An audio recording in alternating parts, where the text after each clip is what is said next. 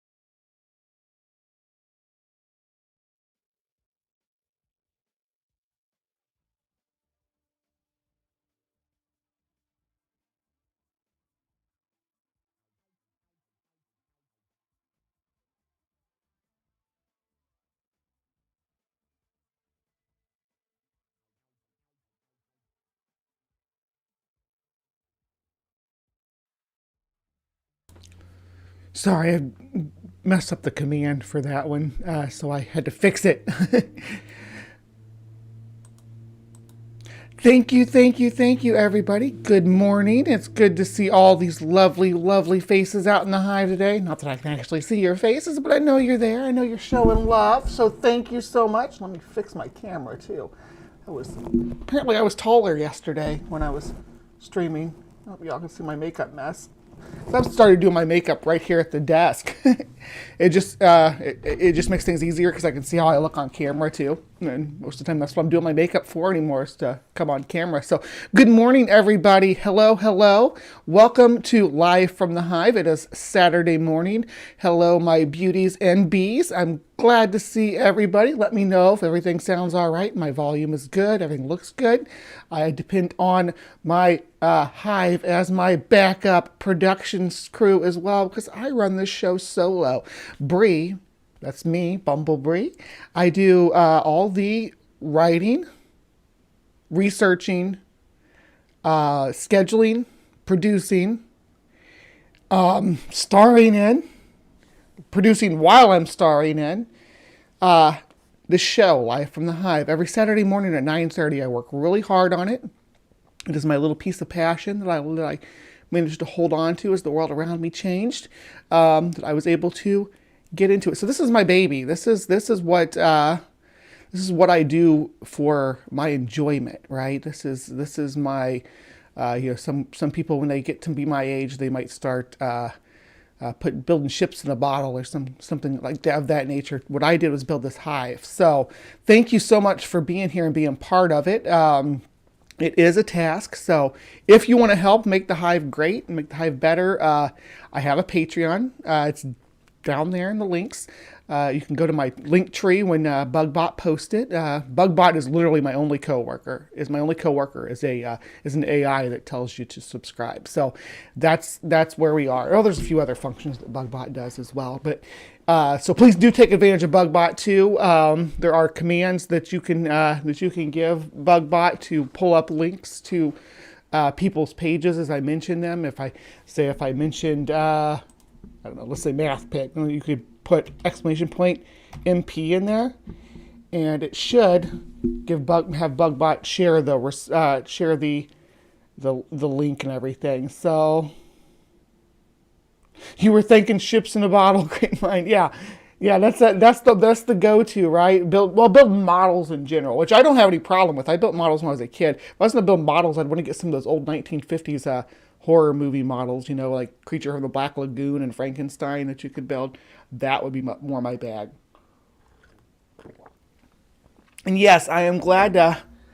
I'm happy we get to 950 though. I'm not because I saw someone say no 1K yet. I'm not complaining. I'm actually going to hemorrhage subscribers right now with this hot take that I got coming up in a second. So, but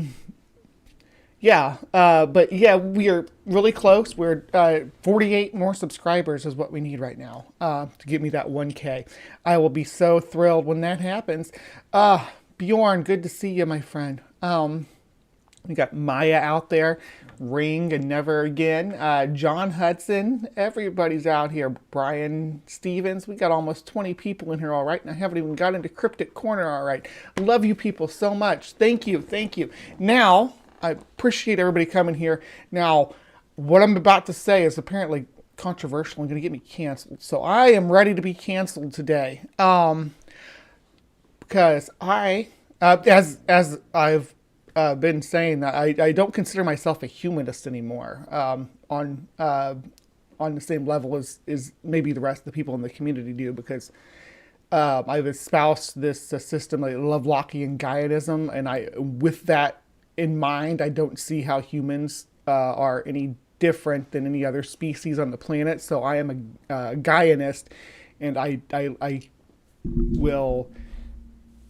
And obviously, there's emotional stuff's going to come into play, but when I try to remain objective, I extend my Gaianism to the entire animal kingdom, to the entire kingdom of life, really, to the fungus and the bacteria and the plants and everything, all connected together in this one great giant system. I am not a humanist. I don't consider myself that anymore. It's not that I don't care about humans. It's that I've just extended that to everything as much as I can. Obviously, again, my emotions are going to take over. I have responses in my brain that are going to say the more thing looks like baby human, more me like it. More thing looks like human, more me like it. More thing looks like primate, more me like it. More thing looks like furry mammal, more me like it. The more thing looks like tetrapod, the more me like it. Yeah, the more, and then but it kind of ends there though, because I think from that point on, like with arthropods and plants, I think that people actually have a more psychological affinity for plants than arthropods, because we consider arthropods like competition, right? Like they're competing for our food and everything else. But for the most part, you've turned into a buginist, yeah. Right, and that's what Ring is saying is important. So humanism is, I haven't done away with humanism. I'm just not a human. I call it Homo superior, and I was or Homo supremacist, and I was ripping Big Zebra about this in Twitter earlier, using the term Homo supremacist indoctrination, because we are taught to be like, oh, human suffering is the worst thing ever. Human suffering is the main thing above all else. To me, it doesn't work that way. To me, I've tried to stay obviously it does work that way emotionally, but I try to stay objective and look at it from the outside, because that's how we should try to do things when we're solving problems, not react with our emotions and what makes us feel better, because what makes you feel better at the moment may not be best in the long run. And this comes into the topic of invasive species, right? Invasive species are my passion. That's what I rant and rave about. And I did not realize that this was such a hot take. I did not realize that this take got me kicked out of a Facebook group about invasive species awareness, because I think that when you look at the world objectively, like I do, as a Gaianist, as a Lovelockian Gaianist, that everything's all working together, we need to maintain it. the worst thing that's ever happened in the last, since the KPG extinction event, the worst thing that's ever happened on this planet, hands down, is the Anthropocene extinction event, where humans are wiping out all the diversity on the planet, and we're getting and leaving behind this homogeneous mess of this is basically going to be a dead planet, or not. It's not going to be sustainable. So when you look at when a ecosystem turns homogeneous, the species diversity goes down, species richness goes down. It impacts the soils, it impacts the air quality. All these different factors come into play when we do this. It's not just, oh, the cat killed the bird. It's not just that, and people don't understand that, and they push back against it. So what I had posted was a picture of a cat that looked like Hitler. It had a spots that looked like Hitler, and I said, "Keep your furred Fuhrer inside," and gave some statistics about the ecology of and loss of life due to climate change and things like that, which ironically invasive felines have their paws into as well. And it's not the cat's fault. I think a lot of people misunderstand that. I am not saying that cats are evil. That cats are like the nasties. I'm not saying that at all. No, I'm glad that you finally I was wanting somebody to push back on that, because I'm trying to make this point. I'm trying to pull humans' heads out of our own butts. We need to care about more than ourselves. There are human atrocities in the past. Humans commit awful acts against other humans. Humans do it all the time. All species can and do, or shouldn't say do, because not all of them do, but all species can experience interspecific conflict. That's where a species gets into conflicts. The species gets into conflicts with members of its own species, and there may be deaths. That is a terrible thing that happens in nature. It is something that humans have been doing for hundreds of thousands of years. That Homo, if you're going to spend it that, millions of years, a couple million years at least, that we've been doing that. So while I can accept that human on human eradication is overarchingly bad, and when it comes to within the human scale, maybe, at least because I know there's been other genocides too, maybe one of the Holocaust may be one of the worst genocides that's ever happened. Potentially, yeah, definitely human. Let's keep that in mind, because I don't just think, I'm not a humanist, remember that, or not just a humanist.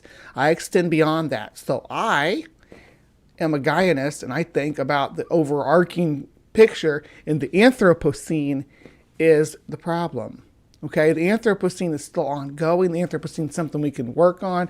It's causing more deaths than 100 Holocausts, and we need to be aware of it. People need to be aware of it. People act like, oh, this is the worst thing that's ever happened to humanity, when it's not. The Anthropocene is the worst thing that's ever happened to humanity. What we're dealing with right now, as far as wiping out the diversity and kind of killing the planet, is the worst thing that's happened to humanity. And I know that we don't think so now, because we're living at the golden age of human existence. Yeah, for humans, things are going great. Humans are great. Not all over, but in a lot of places, humans are thriving and propagating and producing waste, and specifically waste that's not conductive to the life cycles on this planet. We're going to slowly burn her out, right? Because we're just flippant with the way that we move forward. Aliens will see humans as a horrible, destructive species and say, "Oh heck, no, we gotta go." Yeah, I think that humans could be considered a problem in Gaia right now. Animals' purpose on this planet as far as any purpose that we have at all. And our role in this big cycle is literally just to transport, well, I shouldn't say the only role, but is to transport nutrients around to different locations and deposit waste. Our waste goes into soils, things like that. We also convert gases. That's part of the service that we serve. And as animals, sometimes we can be pollinators or seed dispersers and things like that. So that's kind of the role that we. Beyond that, anything that we've been able to develop as a species is just window dressing to make sure that we're the best. And we are. And cats are the same way. They're the best at what they do. Cats are the most efficient small animal predators in the world, as far as I'm concerned, that we know of that's ever existed. But I can't say that about the past generations because there may have been other species that were superior to cats. But right now, cats are the best. So what we did was we took this football-sized animal that's so efficient at killing, destroying microcosms, and we just put it everywhere in the world. We just let it go everywhere, and boom. Yeah, that's where we're at. So that's my opinion. Cats contribute probably second to humans, maybe, in extinction. So, yeah. Anyway, that's my hot take. Please cancel me if you need to. Spread the word to cancel Bree. She said that the Anthropocene extinction event is worse than the Holocaust. And just being real. Just real talk with you here from the Hive. So, yes, all cats should be indoor, except for big cats, of course. Yes. All cats should be kept indoors, unless you have some kind of catio or something that you can put them out on. A catio is just like a screened-in area that the cat can hang out outside. All right, so I rambled on 7 minutes over my intro time. That's okay, I tend to do that. And we should blame MathPig, usually.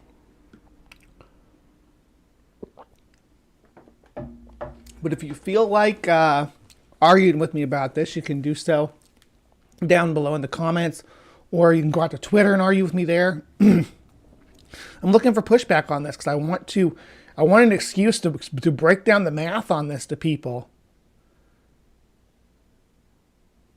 Yeah, I'm trying to be controversial here so that people will listen. And the math's on my side. The numbers are on my side. I'm sorry, but it's true. And if you got a problem with it, that's why I want to address it.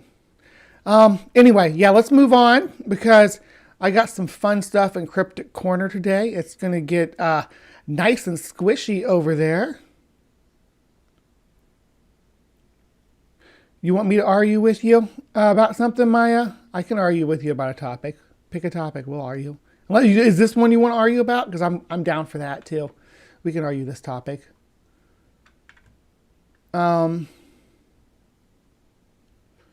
Yeah. All right, so I will see you guys over in CryptoCorner. I'll see you over there.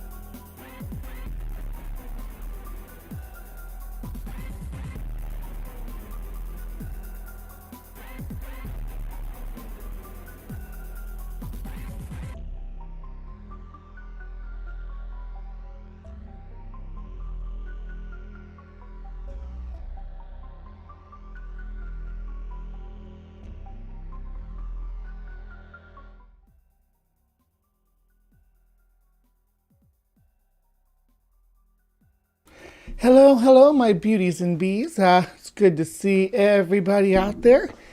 And yeah, I can pull some stuff together. It's all like on a whole bunch of papers and stuff on it, and I will show it to you. Cats. Oh, goodness. Anyway, thank you, everybody, for joining me today in Cryptic Corner. Good to see you all, and welcome to the show. Tonight we are exploring the depths of the sea. Tonight we are diving into the world of the Kraken. So I haven't talked about this organism before. I did have a few deep sea monsters that have come up. We talked about the bloop.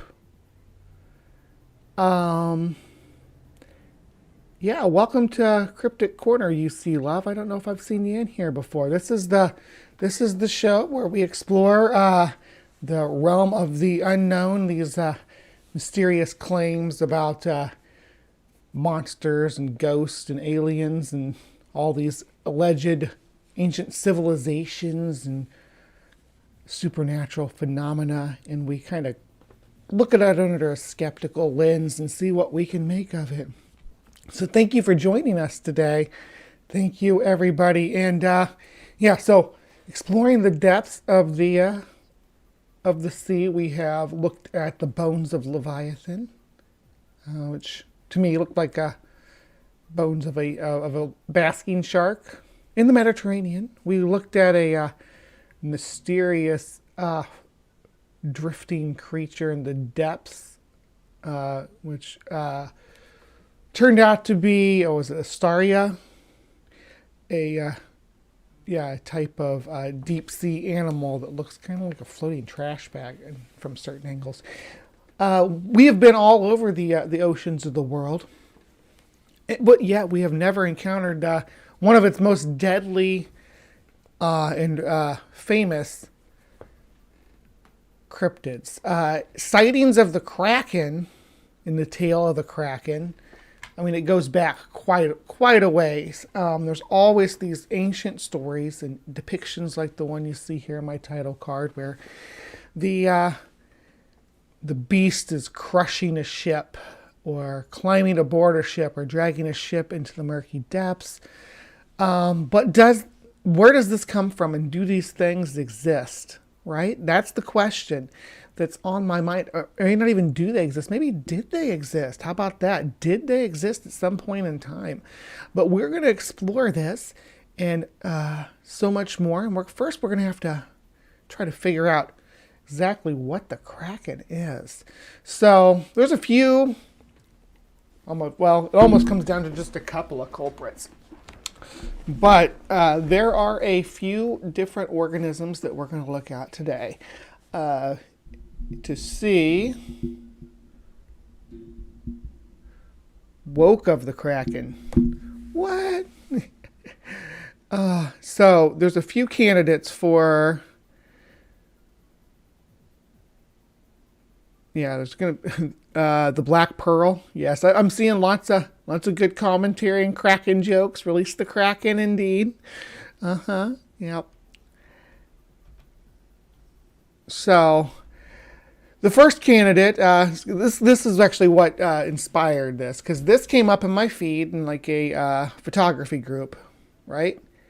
Oh, look at this giant Pacific octopus. It's so huge. It's every bit of 30 feet long. Look at this massive cephalopod. Surely this thing weighs hundreds of pounds. But we scrolled into the comment section, and there was that's where I found this. So let's take note. Clearly the same picture, right? So just a tiny bit of sleuthing actually was able to find this. So all together, so they made this out of this, and so this is the one that was on the feed, and I found this stuff, and I'm like, I bet I can make that. because this was one that was selling that was selling for people. So I tried my hand at it. This is what I came up with. Mine's a little darker, I think, but I don't know. What do you think? Theirs has like added light and stuff to give it definition. Mine really didn't. I didn't go that deep into it. And, I mean, they put the shadow on the seafloor and everything. I did not do that. But I thought mine turned out all right. This one was the one I did. But giant Pacific octopus do get big. They get like super big. Let me show you. Let me show you how big these suckers get, because they're absolutely massive. Yeah, let's see here. I got a video ready. No worries. Just hang in there. So these guys get, I mean, freaking huge. This one's not, this is just an average. It's just your normal size giant Pacific octopus. And you will notice that I've started leaving these muted as much as possible. I got my show shut down twice last week while reviewing channels. That's what I do. I make response videos on this show, so it's kind of important that I be able to do that. It's really becoming a problem that YouTube is trying to take that option away. But yeah, this sucker is every bit of probably 6 to 7 foot long. Very powerful animal. Those suction cups are nothing to mess with. While you're pulling these ones off, those ones are getting attached to it, and it's trying to take this gentleman's camera away. That's its goal. Look at it doing its jet and everything. It's like, I'm taking this camera. Look how strong it is when it's swimming too. It's almost yanking him off. It just yanked him off the seafloor. Yeah, that is amazing. Anyway, that's the giant Pacific octopus. Now, the radial dimensions of a giant Pacific octopus, or any of the large octopi, really. Oh, good morning, Mystique. Who else do we got? I thought I saw somebody. Yeah, Savage Minnow, exactly. Fair use. Yeah, but this is the quintessential one, right? But this is the one that more people are likely to encounter are these large octopi, because they live near the shores, whereas other cephalopods live usually in deeper waters. Now, there are octopus that do live in deeper waters, a whole group of octopus that look really weird and alien, not like what you think of when you think of an octopus, like the Dumbo octopus, for instance.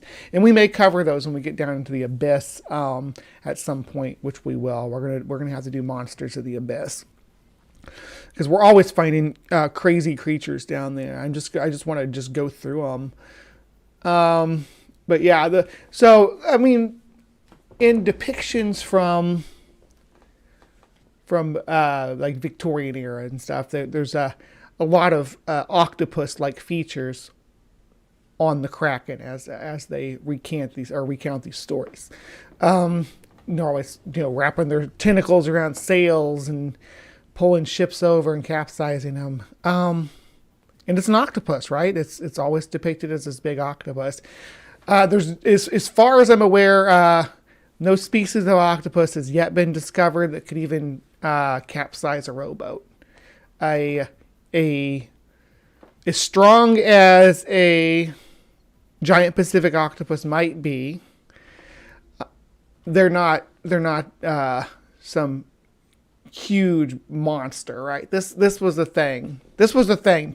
Divers used to seek these guys out and wrestle with them. They're not some monster of the deep. One human can generally a healthy human can generally overpower one. Now they're strong enough, and it's just like it'd be like handling a snake this size. They're strong enough to kill you. They can kill you. They certainly. I wouldn't be surprised to find historical accounts of octopus killing people, but Unfortunately, at this point, there's not even any of those on the record that I can see. There's octopus attacking people, biting people. Octopus are poisonous, or not poisonous, venomous. Well, venom is a type of poison. That's another hill I'm going to die on. But octopus are venomous. So when you're tangling with an octopus, that's the thing you should be worried about. Not that it's huge and can just crush you, but that it will bite you and envenomate you. I love calamari too, by the way. First time I tried it was on a pier in Florida. Fried calamari. It was delicious. I was also starving though, so that's probably part of the problem. So I think we can rule out a giant Pacific or any other octopus for that matter. Mostly because giant Pacific octopus live in the Pacific, and most of the ancient accounts of krakens are in the North Sea and the Atlantic and the Mediterranean. So that's where the kraken legends come from. And giant Pacific octopus, as their name states, is from the Pacific. There are a few species of giant Atlantic octopus that are quite large, but none of them larger than the largest. And if even the largest can't out wrestle a human, I don't know how they're going to be sinking these giant ships in the golden age of sailing, with these big armada ships. All right, so that is, of course, unless we talk about some giant octopuses that we don't know about yet. But you know what? Globsters are a whole thing, so not today, but someday.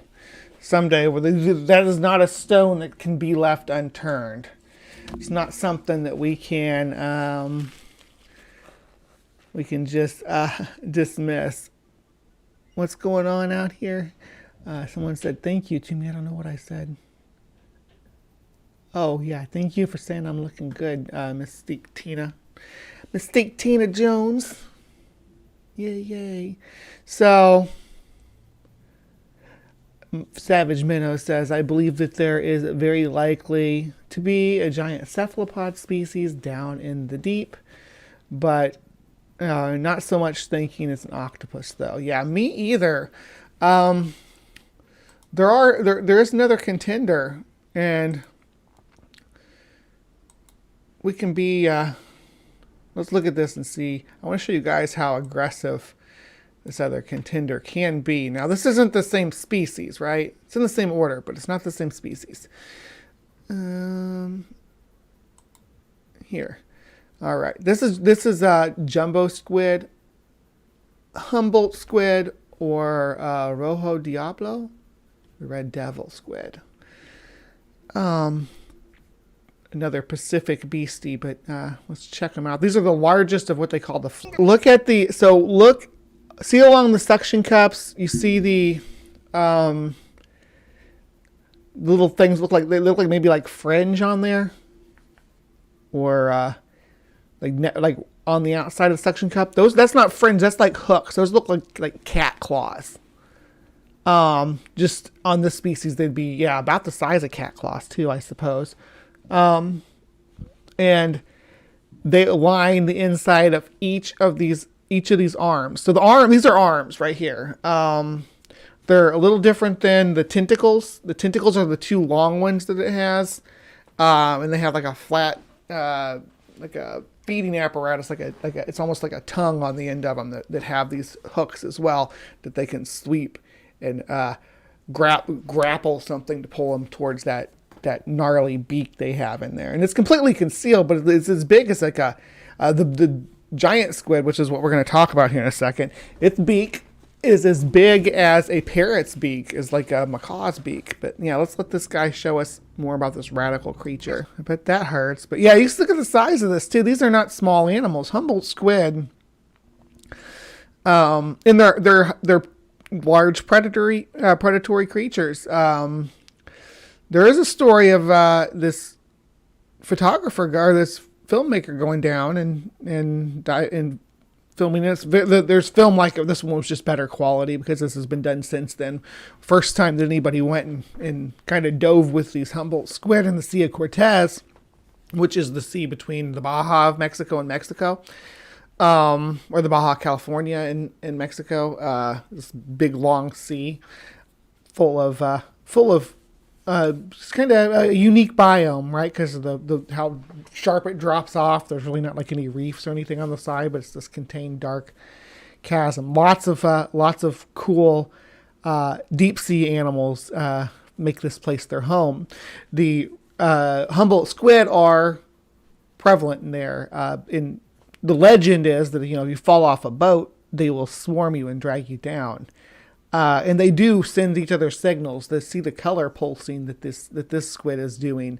There's different messages here. We haven't like learned the language, right? We haven't figured out squid speak. But we know that they are saying things to each other when they do these flashes, because they will respond. When this first gentleman that I was talking about went diving with them, one latched onto, or came up and latched onto him and started flashing some signals that led the other ones to also swarm him and come and try to get a taste. And eventually they started sending different signals to say this thing's not edible, let's go. And they all left at the same time. It was really interesting. But again, this video gives us a better view of what a Humboldt squid looks like. The problem with Humboldt squid, now Humboldt squid are, again, flying squid. So there's legends of Humboldt squid being on scene to devour the hapless sailors. But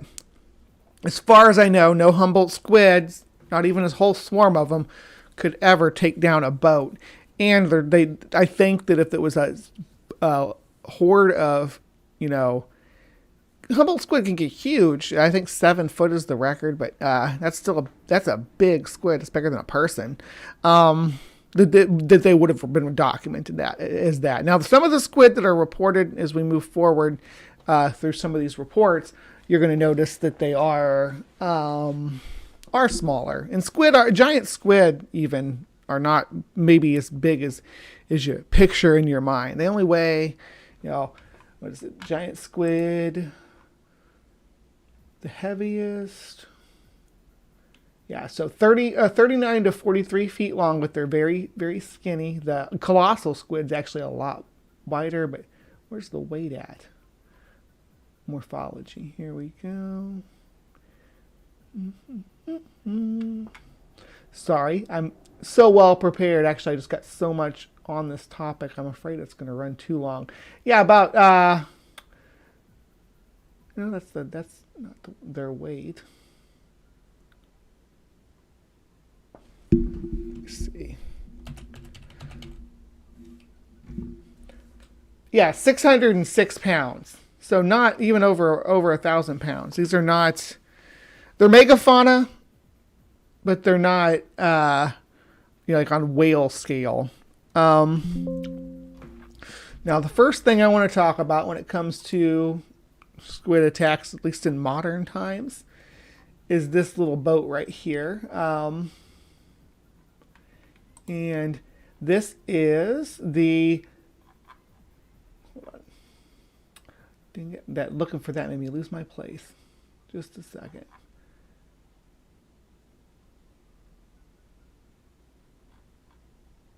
Yeah, the French ship Villa de Paris, which was a World War, or not World War, no, way before that, American War of Independence, American Revolution. It was a ship that was famous for being in a battle in the American Revolution. And now there are some accounts of its demise. So it was part of a fleet.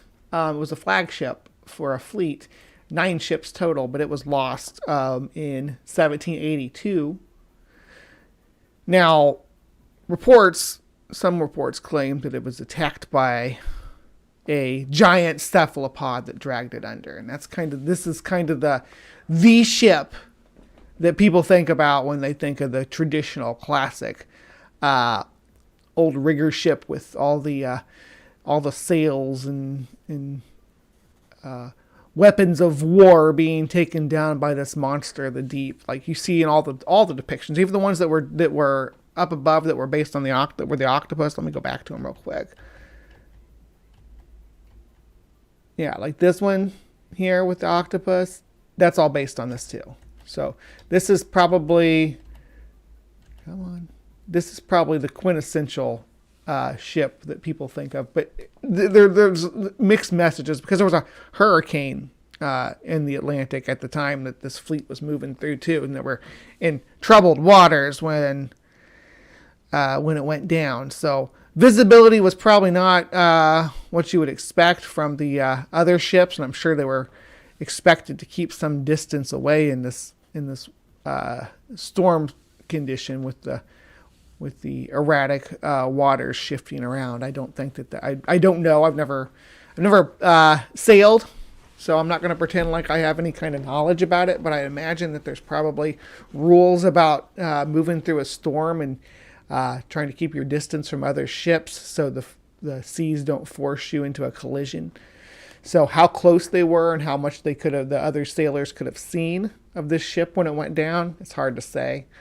But the legend lives on, and it's given us this imagery. The modern image of the Kraken is a squid as opposed to its traditional image as an octopus. But a squid is definitely a better culprit for these Kraken of old than the octopus is, because they do actually get pretty dang massive.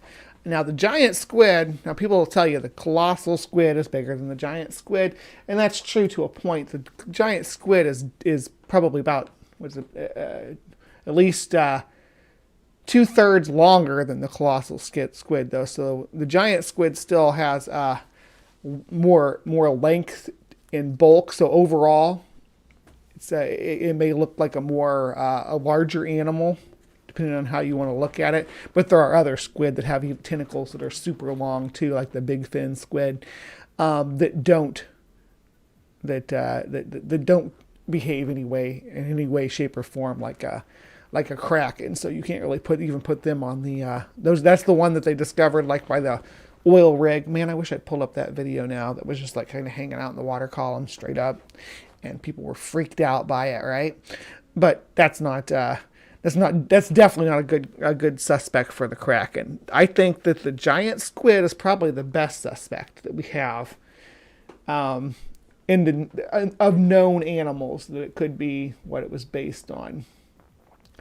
Because giant squid are long tentacled, which is something that'd be expected. Also, they live in the waters that the colossal squid don't. So colossal squid live down like around Antarctica, just in this big circle, just around the Arctic Circle. They like it really cold, really deep. And we didn't even discover them until like 1927 because, we weren't in those waters. So colossal squid, its tentacles really aren't long enough to account for some of the reach that the Kraken allegedly had, to wrap around like mast and stuff. I don't think a colossal squid could reach the deck of a boat from the water. Not a boat like this American Revolution warship anyway. But the squids depicted in these images are more reasonable sized and more realistically depicted as a giant squid would be. Now, these are a couple actually famous sightings here that are depicted. So let me get to that section here. Okay, so the one on the left is also, I believe, based on the Villa de Paris, but the one on the right is actually could be the Conception Bay attack. I think the Conception Bay attack in 1873, a fishing boat in Conception Bay, Newfoundland, was attacked by a giant squid. Numerous letters about the incident stated a severed tentacle was recovered. In 1874, a report appeared in an Indian newspaper stating that on the 10th of May of the current year, a ship called the Strathoan was leaving Colombo for Madras through the Bay of Bengal. In the distance, a small boat appeared to which a huge crowd was whipping movement and then climbed onto it. It was a giant squid or giant octopus. The small ship soon capsized and then sank. The crew on the small boat got into the water, but they were picked up by the crew of the Strathoan. The captain, James Floyd, reported that the small ship was called the Pearl, weighing 140 tons, 150 short tons. They claimed they themselves shot the squid floating in silence, which made him furious and climbed onto the ship. 2 sailors died in the squid's arms and a third disappeared, perhaps drowned. 5 people escaped the Pearl. The squid's body was said to be at least as thick as the small ship, its arms as thick as wood, which is a weird statement. As thick as wood. I don't know what that would even mean. As thick as wood sounds like an insult, though. I'm guessing it's probably like a tree, but trees come in all different shapes and sizes, right? And then I need to talk about the Britannia. So here's a couple more images of those 2 sightings, which are kind of famous, where the squid tried to drag down a little fishing vessel or fishing boat. The next thing we have to discuss here is going to be the SS Britannia. Now, the SS Britannia was a British ship that was sunk by German forces in World War II, 1941. Okay, it was more about what happened after it that's going to come into play, because there were these gentlemen that were stranded on rafts and flotation devices after the ship went down, floating in the sea for days, right? And really should reread it, even though it's much drier than Burns. Oh, y'all talking about yeah, absolutely. Was it 10,000 Leagues Under the Sea? I couldn't remember. It was because I kept wanting to think that it was because I get it mixed up with some of his other works, you know. Anyway, in my mind. Anyway, so they were these people were rescued by a Spanish steamer, right? When it was days later. They had been adrift for how long was it now?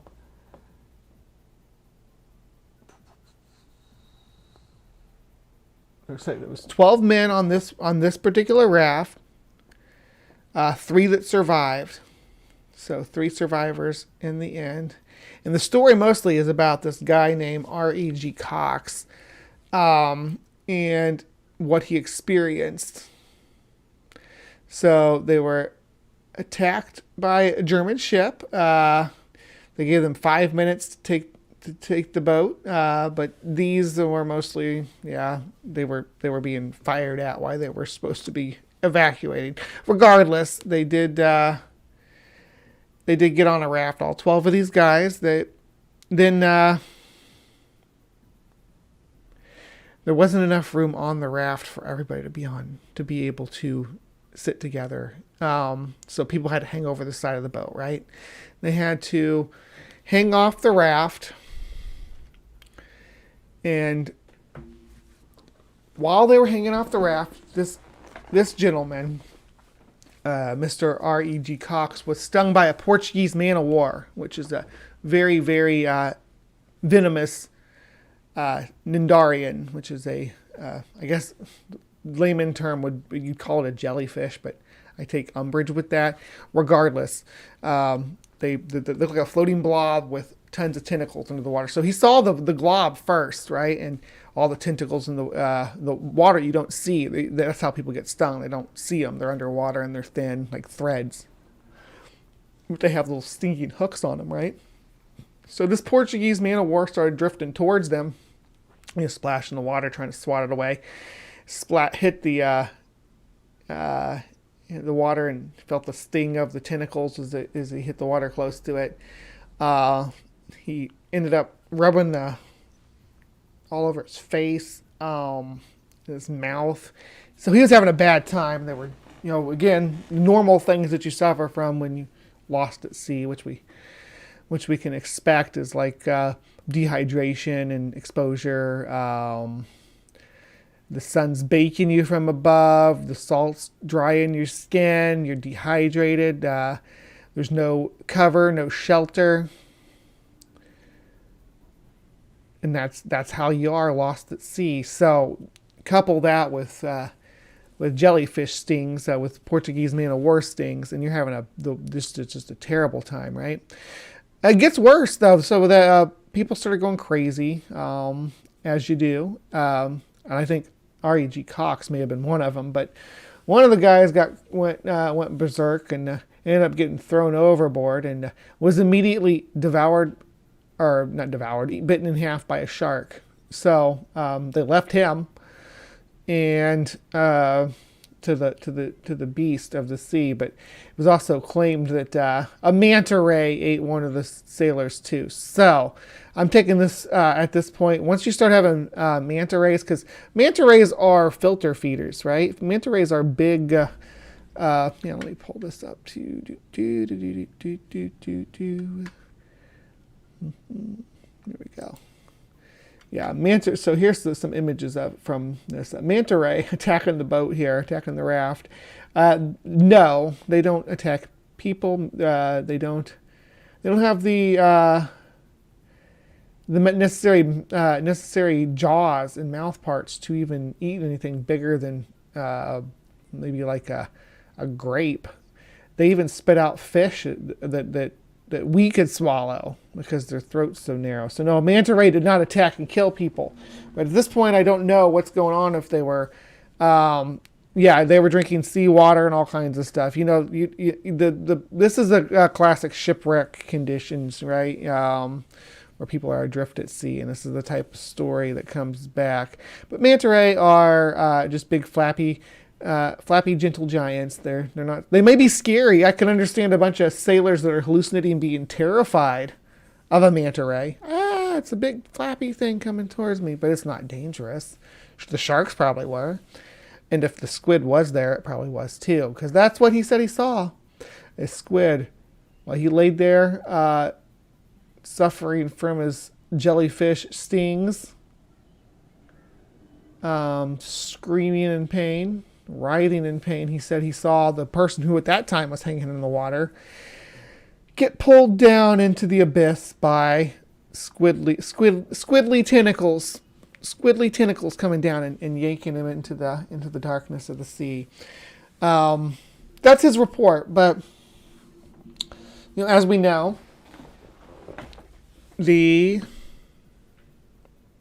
reports are sketchy at best on this. There were definitely there's 3 survivors. He's the only one that saw the squid. I think he's the only one that saw the manta ray too.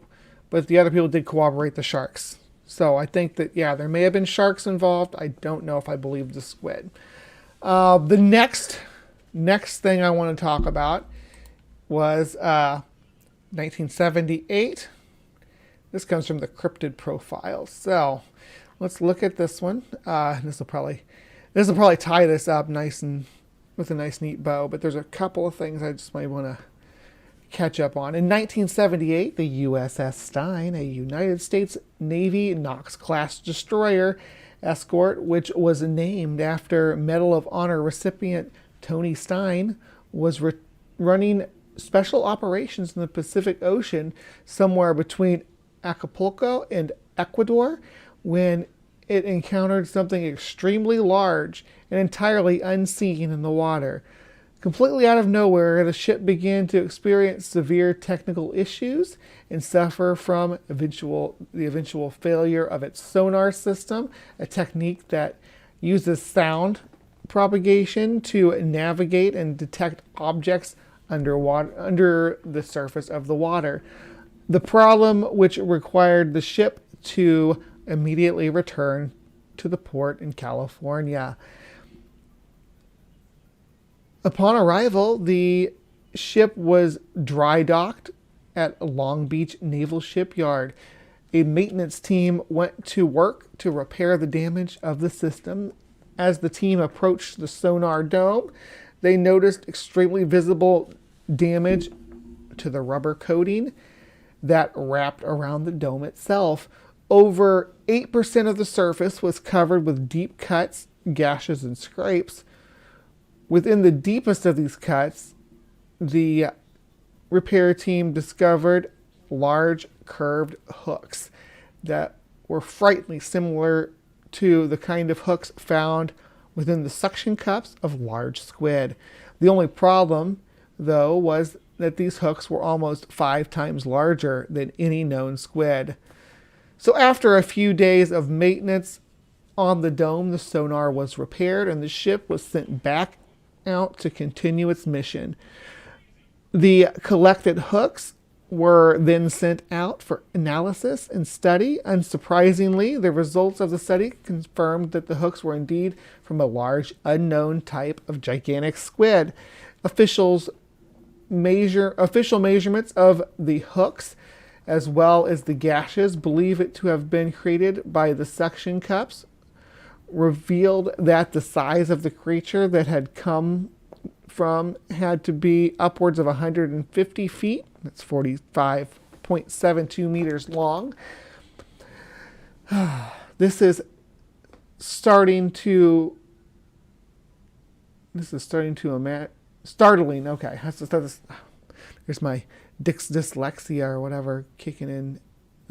This is startling to imagine because the largest squid known to man, the colossal squid, which, it's the one that we talked about that was a big beefy boy, only grows to upwards of 46 feet. The second largest squid known to man, the giant squid, has been estimated to reach a maximum size of 43 feet for females and 33 feet for males.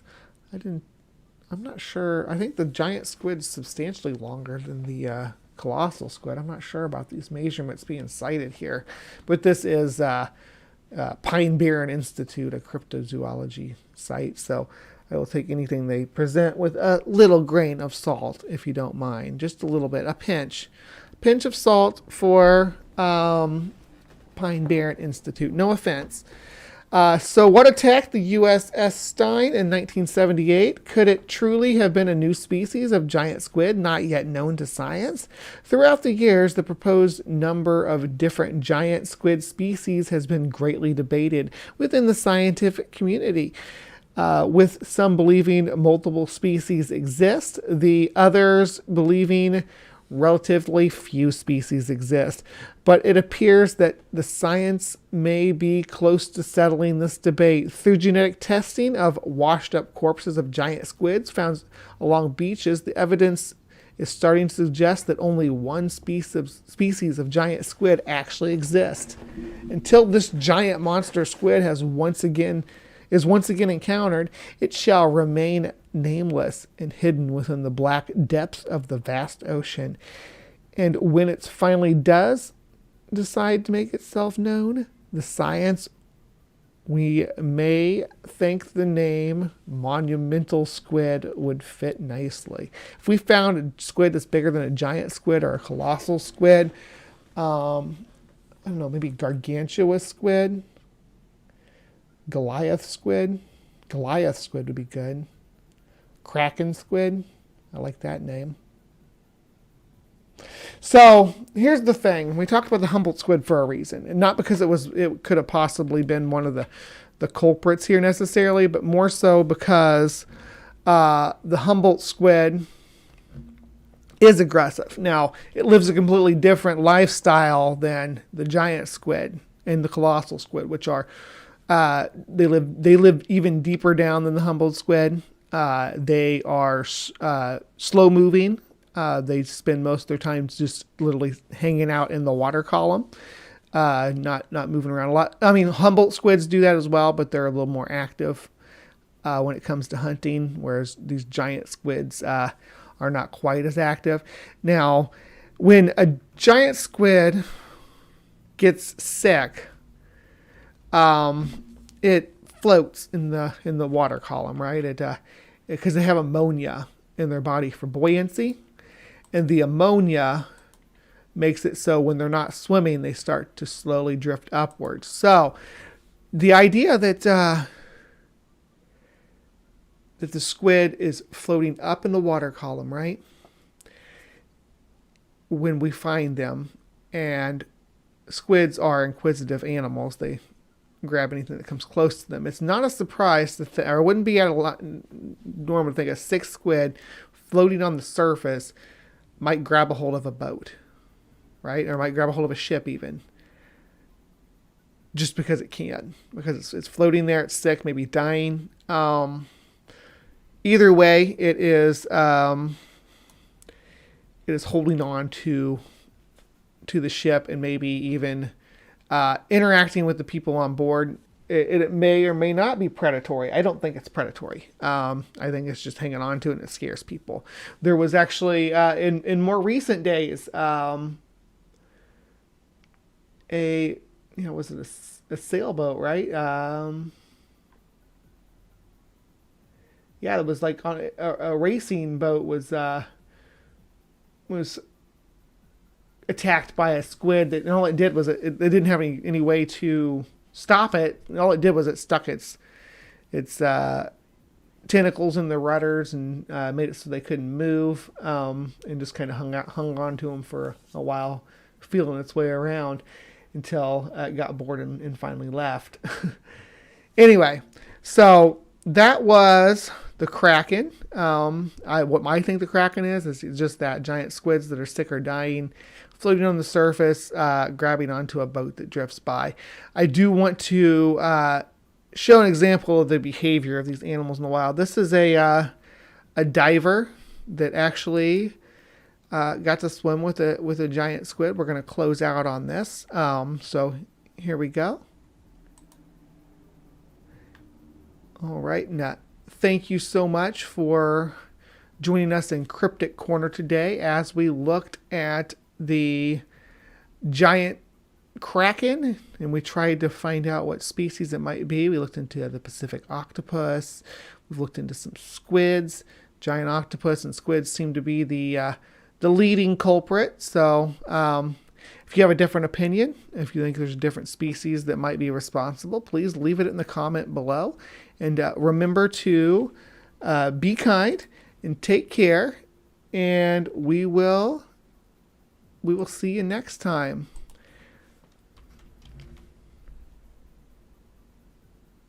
All right, so for everybody else sticking around for some Creation Watch, that'll be with you in just a moment. First and foremost, I want to go ahead and transition into this, but I actually want you all to know what it was like growing up with me as a parent. This was played on blast in my household in the early 2000s because I just loved it. Now gather round, children. I'll tell you a tale about valiant squid and some bloodthirsty whales. A battle that rages deep in the blue sea, far from the surface, from you and from me. Squid and whales in the battle of the century. Squid and whales were determined to conquer the sea. Suction cups and giant beaks versus dorsal fins, blubber and meat. Some giant squid with giant eyes versus sperm whales of massive sizing. Suckers, hooks, and tentacles against the earth's largest mammals. The mighty titans of the sea in battle for their destiny. And the cephalopods sing. Squid and whales, squid and whales, squid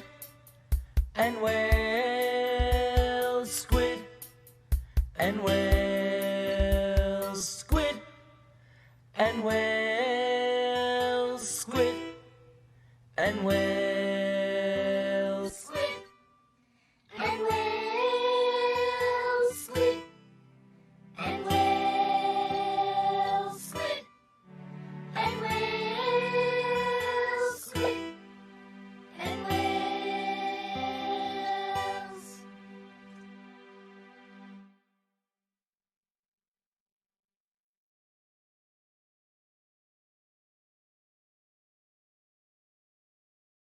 Back to the drawing board. Well, and you know, the crystal. I love the Crystal Palace. I love the depictions. Actually, you know, and I love the depictions like a Lost World, the old stop motion animations with because it gives us a picture of how science works. It gives us. I'm an old guy, so I remember, and I was always into this cheesy old black and white movies older than me, and so I've seen all these different renderings of how dinosaur depictions have changed over the years. And I remember when they were upright walking, when their tails had to drag in a weird way, and very reptilian tails that wound around like snake tails, and they were slow, plodding, heavy breathing, not much energy, not much move. And then what it turns out that they are, and I was a little disappointed to find out that they were covered in feathers, because that makes them somehow less dangerous looking. But the fact is that they had a means of absorbing oxygen, which, like birds do, they had fully avian skeletons with one-way ventilation, air sacs, and all of that. They were so much more efficient with the way that they could process oxygen that not only were they not slow and plodding, but they were pound for pound more energetic, more powerful, and had longer endurance than any mammal. So they were the supreme life form on Earth. Oh, definitely. And it's funny that we look at ourselves as the pinnacle of creation, and yet we are not. We didn't get any of the advantages that they have. Looking into the air pockets and sauropod vertebrae and stuff like that, you can really see that despite their size, these weren't plodding animals. They were built as lightly as possible, but with as massive as possible. When I say pound for pound, that's an interesting comparison, because a Tyrannosaurus and an elephant may weigh the same, but the Tyrannosaurus is still bigger. Right, exactly. Yeah, because they were much more lightly constructed, and part of this, the efficiency of how they could process oxygen allowed them to be huge, and the fact that their bones were pneumatic also allowed them to be huge. Yeah. So that's why they were so damn big. The problem is that they also had a high energy consumption, and so they now have to eat quite a lot. All of them have to eat quite a lot to maintain all of that. And we see it in the extant species, definitely, with... Yeah, so birds managed to make it through the KT extinction because they were relatively small and versatile, and so they're the only dinosaurs that made it. And because they could fly, because not all the dinosaurs could fly. Pterosaurs could fly, but pterosaurs back then were also huge. The pterosaurs were once very, very diverse. They had all different kinds of niches, but then when they started sharing more and more with birds, they kind of compartmentalized, so that the pterosaurs became the gargantuan flyers, the really big things, that they were much bigger than ever birds could ever be. But that also was their downfall, because they were so freaking huge. They have these huge energy consumption needs, and so in a post-apocalyptic world, which rule of evolution is that the more it's slipping my mind, the more specialized a group gets, the less options they have to survive an extinction event. Yeah, I can't remember the name for that either, but you do get yourself painted into a corner. Yeah. So the more specialized you are, the more dependent you are on that speciality. You need to have the versatility in order to make it through the challenging circumstances. And I mean, we've had some doozies of extinction events, and it's always these more basal forms that make it through.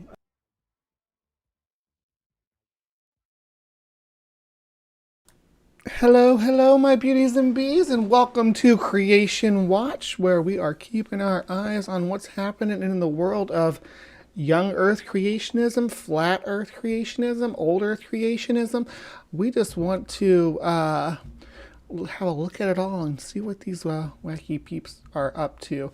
Now today I'm kind of going to deviate from that main formula a bit because there's some kind of spiritual thing going on that I just have to address and see if I can't try to get some understanding of. Because they're making a big deal about it on some of the... So you all know about Dennis, right? Dennis is my alter ego. Dennis Hoven, the Dennis Oven, out there in the YouTube world. You may have seen him trolling your side chats if you're a YouTuber with young Earth creationist talking points. He has to play the role. Dennis has to be the young Earth creationist, be the right-wing conservative. So I'm cultivating an algorithm on that account for a character to make it so it's easier for me to harvest content for this show. Honestly, Dennis Hoven is my staff writer for for CreationWatch, you could say, because I have a feed that's set up with the algorithm to point me towards the heaviest conspiracy. Yeah, I am the Dennis Oven, Maya. Well, sort of. It's a character. So I have to get into the mindset to build the algorithm. I have to actually be the character. So I have to, even if it's something I hate, like transphobic stuff like that, I will go into it. Yeah, no one. I met when who was on? Me and was that Miss Lemon? Where we went through Dennis's algorithm together when I had her on for the What's the Buzz a couple weeks ago. We went through Dennis's algorithm and looked at the stuff that it gives him and feeds him. Yeah, he likes cryptids too. So I've got his algorithm set up so he likes cryptids and supernatural stuff. His favorite stuff is religious stuff. He also likes right-wing news. He does like, he's anti-LGBTQ. He is a he wouldn't call himself a Christo-fascist, but he really is the ideas he supports. Just the algorithm that I tried to build in order to make it so it feeds me this information directly. Anyway, this came into my feed, and I'd never heard of this place before, so I thought we would explore it together. So, hold on. I'm not going to have your... because I'm not subscribed on this channel, obviously. Hold on. There we go. Okay, so let's try that again. Sorry about that. You know how some channels have the music, how they have the music all... Oh, this isn't even the right... all preset and everything. This is one of those. Anyway, this is their channel. Got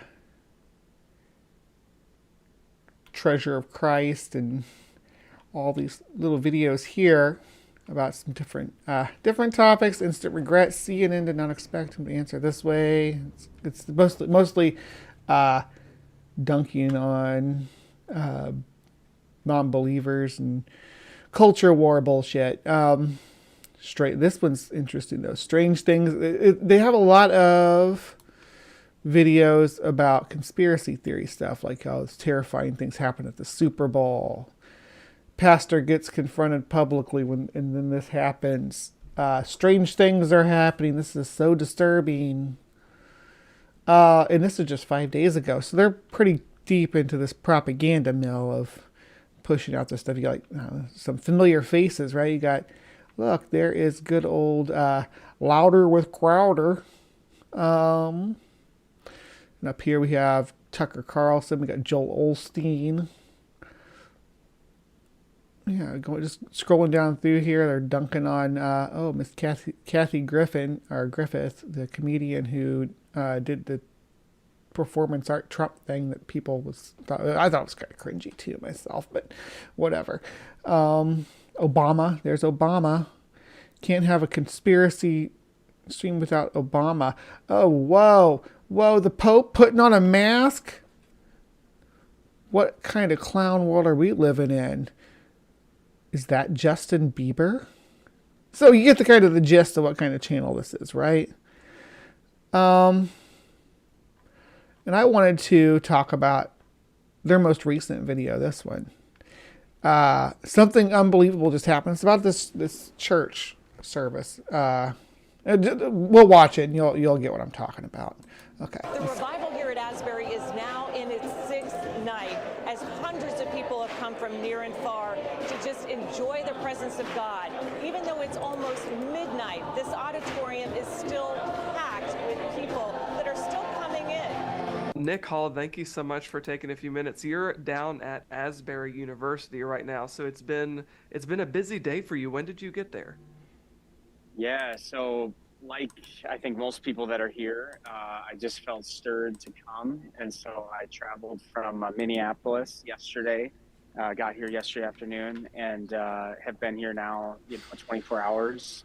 But the people have been here for now 6 days, so they just crossed 144 hours, which is in 1970 there was a revival that happened that went 144 hours, so they just passed that. And man, so this is about this. I guess it's this church. It's Asbury Church, right? They started a church service one day, and it just didn't ever end. Is the thing, and people are astounded by this. We'll see what's going on. What God is doing here in Asbury at Asbury University and in Kentucky, and you can just feel the hunger. It's real. And the good news is a lot of people are starting to think more about what happens when you die. They're becoming much more interested. I hate your in the face life, so which much. has been basically extinguished in the public square for a long time. I don't hate a lot of people either. I don't hate very few people. This guy is a monster. The guy on the screen right now. It's Tucker Carlson. And there's a reason I'm covering this, because we're gonna spin it around in our heads for a second and see what we can make of it. Time. So here's a sign that people are becoming more interested. Asbury University, which is a private Christian college in Wilmore, Kentucky, outside Lexington, began hosting a prayer service a week ago. I'm going to put my lipstick on in front of Tucker Carlson while he talks. People just keep showing up from around the world. I'm a trans woman and it'll piss him off. Overflow chapels to accommodate demand. Here's what it looks like.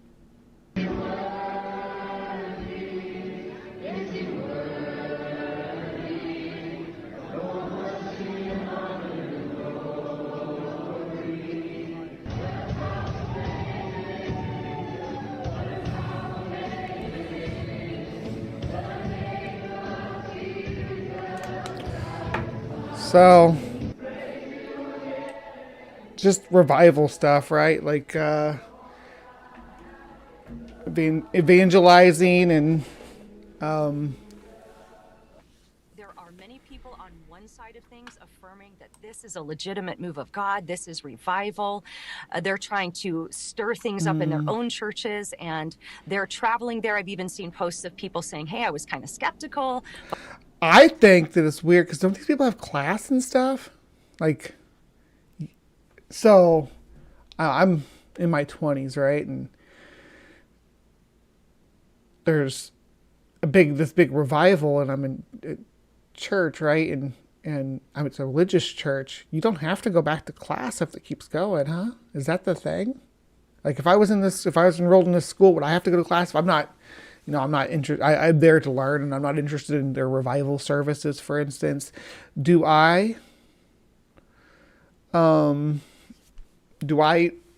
get to get out of class too?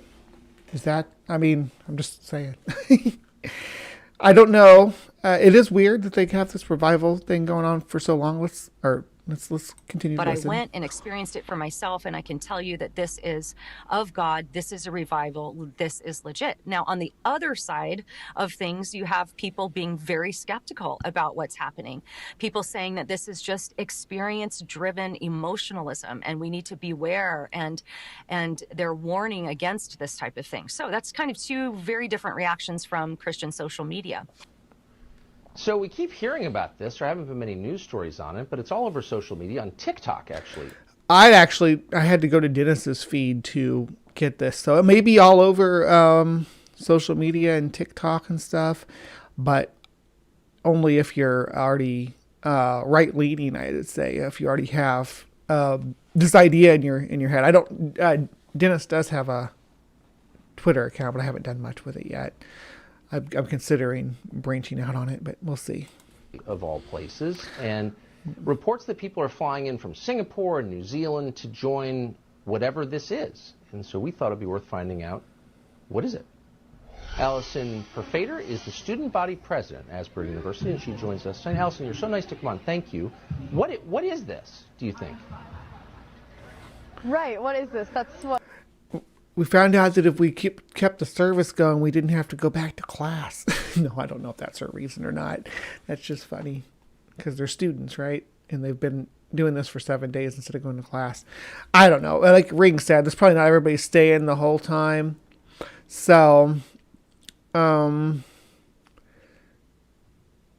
yeah. But we can, I mean, that's the question, right? And a theme or a Bible verse. Oh, shoot. Hydrate. Hold on. I'll look my glass over here.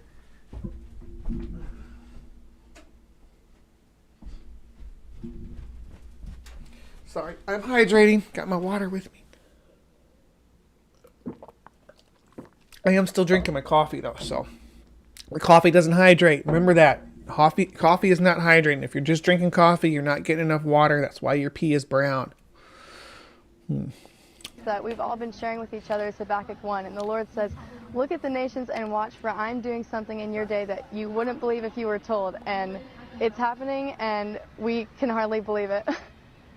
Well, it seems remarkable. I mean, so many stories, you see them and you think, that's very different. I'm not quite sure what it means, but it's worth learning more. So my understanding is this began in a completely conventional service, and a boy got up and started talking about his own flaws, and then it just, something changed in the atmosphere and it never ended. Is that fair? That's completely what happened. So here at Asbury University, 3 mornings a week, we have chapel at 10 a.m. sharp. The whole student body gets together and we sing praise to the Lord, and we hear a message from a speaker. And for seemingly no reason at first, on Wednesday, February 8th, it didn't end. And that's kind of the logistical side of what's been going on. And then, you know, on the deeper side of things, what's been happening here since Wednesday is there's a young army of believers who are rising to claim Christianity, the faith, as their own, as a young generation and as a free generation. And that's why people can't get enough. Okay. I'm fine with this, you know, this being a thing. What I wanted to point out about this, though, was the irony in it of Tucker Carlson is one of the loudest voices about teen trans boys being a social contagion, that girls are transitioning to boys as part of a social contagion. So he knows what a social contagion is. He knows how they work, but he's really acts like he's you know, up to date on the aspects of what a social contagion is and how it spreads, and what happens and what it causes, the results and the psychology that's wrapped up in that. He acts like he knows and understands it, but then this happens. That's amazing. So you felt like... It's amazing. The social contagion here is amazing because it affirms his deeply held Christian beliefs. Something like this was going to happen because everything finds equilibrium, I think. Who are the people who are coming? Where are they coming from?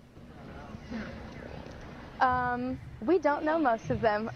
We've obviously been getting calls, hundreds of calls to the social contagion, university switchboard number. But we have friends here from Brazil, from Indonesia, almost every state, and they just keep coming, and it's no wonder, you know. And it's like you. Yeah, native atheists. The statistics definitely don't support the claim that she made here.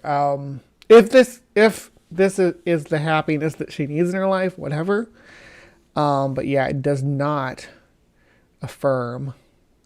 And this, I know this is not really CreationWatch, but it's this same demographic. And if you'll notice that, I can't help it, but CreationWatch is leaning more and more towards addressing like social stuff because the evangelicals won't shut up about it. They won't keep their noses out of it. So I'm sorry if you don't like that stuff.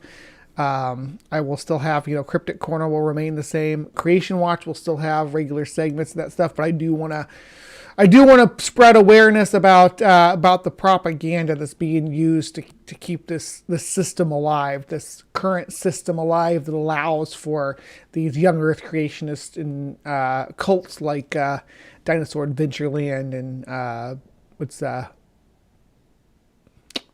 what is Greg Locke's church, places like that to thrive and exist.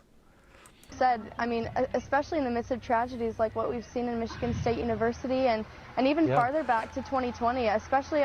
Hey, did you want your heartstrings pulled? Most recent school shooting, Michigan State University shooting, terrible event. Definitely not something you should use to advertise your church or your church school. I can't believe Tucker's disingenuous response to her bringing that up when he is like, I'm gonna say it. Yeah, he's responsible for it. He's a voice that people are listening to, helping make sure that these things can continue to happen. Our generation was impacted so much, and so you have to wonder, what's going to break. And look at his dumb face. Why are you so dumb, Tucker? Look how dumb he looks. In this case, the Holy Spirit has interceded for us here at Asbury and across the nation. I assume you don't know how long this will continue? I could not tell you, and I wouldn't want to guess. No, you wouldn't. Allison, thank you. Great to see you. Marathon church service on its 8th day is the main message that that they're spreading about this. Appreciate it. Thank you. Really, thank you. Okay. Sorry, that's a little much. In the last 2 evenings, we've estimated well over 3,000 people that are here and at these different locations to worship the Lord. So wait, different locations. So this is like spreading like a social contagion to different churches and different schools. Is that what's going on? Is this a social contagion, Tucker? CBN News? Are you all talking about? Are you claiming that your religion is a social contagion? Because that's what it sounds like you're saying. Were you prepared for this? No, there's no playbook for this. We're still trying to create some space for what's happening here. And so that's a delicate balance, and we're trying to manage that as thoughtfully and faithfully as we can and just steward what's happening on campus. So when I walked in, there was maybe 20 or 30 people scattered throughout the chapel. People were either sitting quietly or talking to one another. There was a young woman on the stage with a guitar singing songs, and I don't even think she was amplified. She was just up there singing. I don't know who Elisa Childers is. If anybody else is familiar with her and has kind of just a quick, can give me a quick insight of, kind of what her position is. So far in this video, she's been like really based. So I don't know. I mean, just in being, we'll see here. She gives a nice level-headed account of things. And most people were not singing along. They were just sort of sitting quietly. And so I found a seat and I sat there for a little while. I closed my eyes. I prayed. I said, Lord, give me eyes to see, give me ears to hear, and wisdom to discern truth. Now, I'll give you my own subjective feeling, and that is that it felt very sweet. There was nothing weird going on. It was very calm.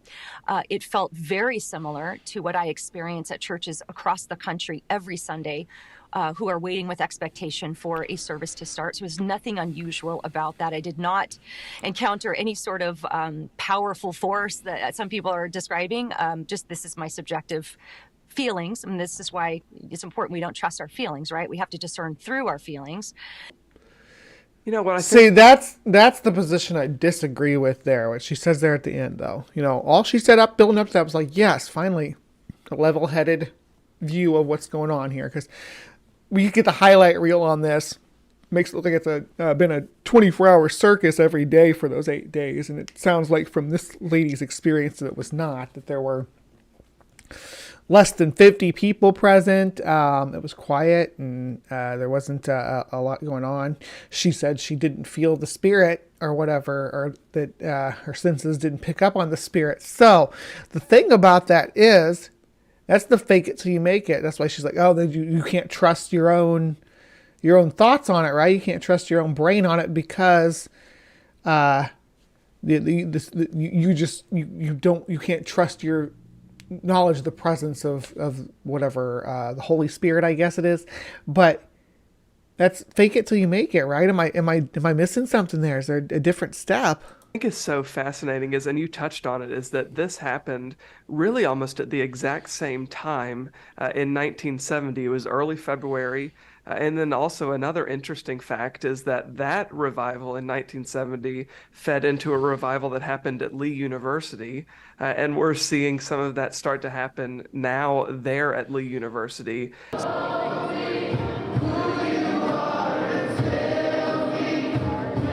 was definitely a bit skeptical at first just because growing up with my church, we never had anything like this. And so I just wasn't used to the idea of a revival. I'm skeptical still. Is anybody not skeptical of this? Yeah, because evangelical charismatic churches know how to keep the mood going. Yeah, once you get people in that, where it's just like, you'll see it. And I always make this comparison because if you're at a concert and they play an emotional song, like a live song, like especially a big band that plays like one of their hits that's really emotional, that means a lot to a lot of people that have personal attachment to it. This kind of thing will happen in the audience there too. That with the people just all grooving in tears and just his huge emotional response from people, and that's what charismatic churches kind of thrive on, as they say. When you feel good, this good feeling that you have right now, this good emotion that you have right now to be in this community is actually this magical spirit that's acting upon you, right? That's making you feel like you're engaging with the divine. Feel like the Lord's flowing through you or whatever. That is what that feeling is, and it's indistinguishable from these other emotional reactions. They are marketing your own brain chemistry back to you for donations. But the longer it's gone on, I've realized that if God wants it to happen, it's going to happen. My prayer is that this will encourage churches, encourage pastors, encourage just believers, and just stir up a hunger for the Lord. Because again, it's not about Asbury, it's about Jesus. The fire that started here at Asbury is reportedly spreading as students from nearly 24 other college campuses have come here to take part in the services. And what God started here a week ago is showing no signs of stopping. As far as I can judge, I have no reason. Is this compelling to you that it seems like I was saying, I keep beating that drum, but social contagion. Am I wrong?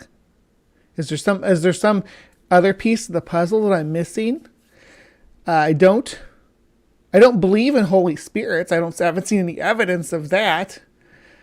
So I don't know what these individuals are claiming to experience. It seems like it's just, hey, come here and you'll have this emotional experience. And people are like, oh, I want to have that emotional experience.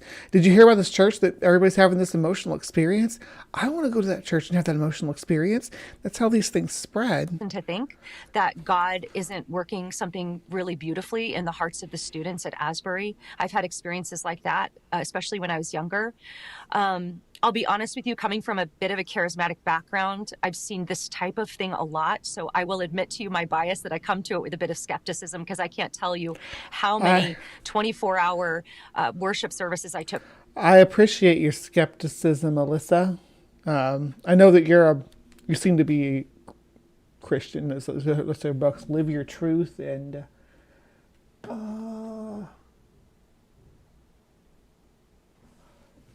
Archery Croquet. Archery Croquet is the other book. I have no idea. Took part in and 24-hour, quote unquote revivals and things like that which really were more just experience driven. But I have no reason to think that what God is working in these students is not real. So that's not really the point of making this video. The point of making this video is that I do have 3 concerns with how it's been responded to. Okay. Yeah, I have some concerns too. You psychotic apes do love your sensations, right? That's what it's all about. Getting those you get those dopamine levels up, dopamine, serotonin, all that good stuff. Get it all flowing. Okay, and the first one is how we define revival. The second one is the social media component. And the third one is the vulnerability when something like this happens, the vulnerability of it being co-opted by something else. Okay. Don Coleman Jr. Instagram saying young lady gets free from demons during Asbury revival after having seizure. After stranger began casting it out. This is dangerous. This is my problem right here. Someone had a seizure at this thing, and instead of getting the medical assistance, they cast the demons out of them. Free from demon during Asbury revival after having seizure. After stranger began casting it out. And let's just play this and let's see what happens. You can see down here that there's a commotion in the aisle here. Apparently somebody's laying down. I want you just to listen to what they're saying. This is not good. Not good, kids.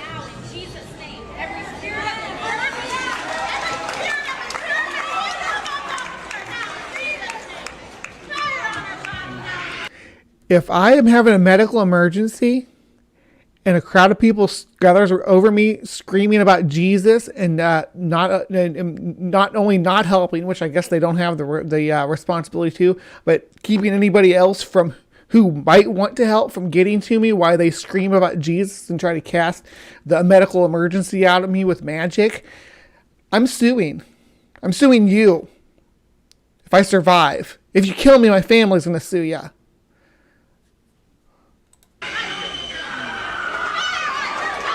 That's the demon screaming coming over.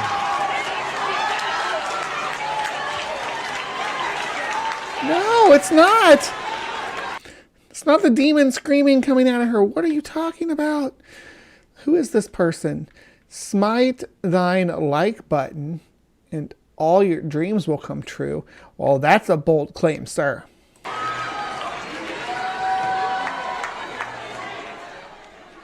So I'm going to turn that down, but you can see that they're casting demons out at this meeting.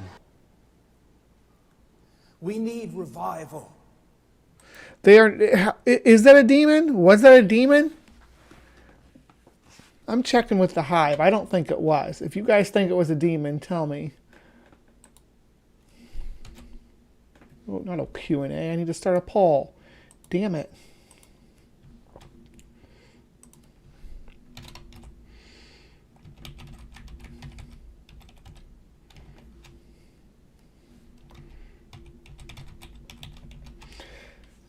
I'll let this guy talk for a second. We need an awakening. But we cannot simply expect the Holy Spirit to come down and clean up all the mess we've made. We have clear direction from the Word of God with regard to what He has done through Christ, how He expects us to live, how He expects us to order His church. And it does little good for men to cry out for extra biblical manifestations when biblical principle is violated all around us. Biblical principle. It's violated all around us. So, this is, if you're not picking up on the message here, this is a call for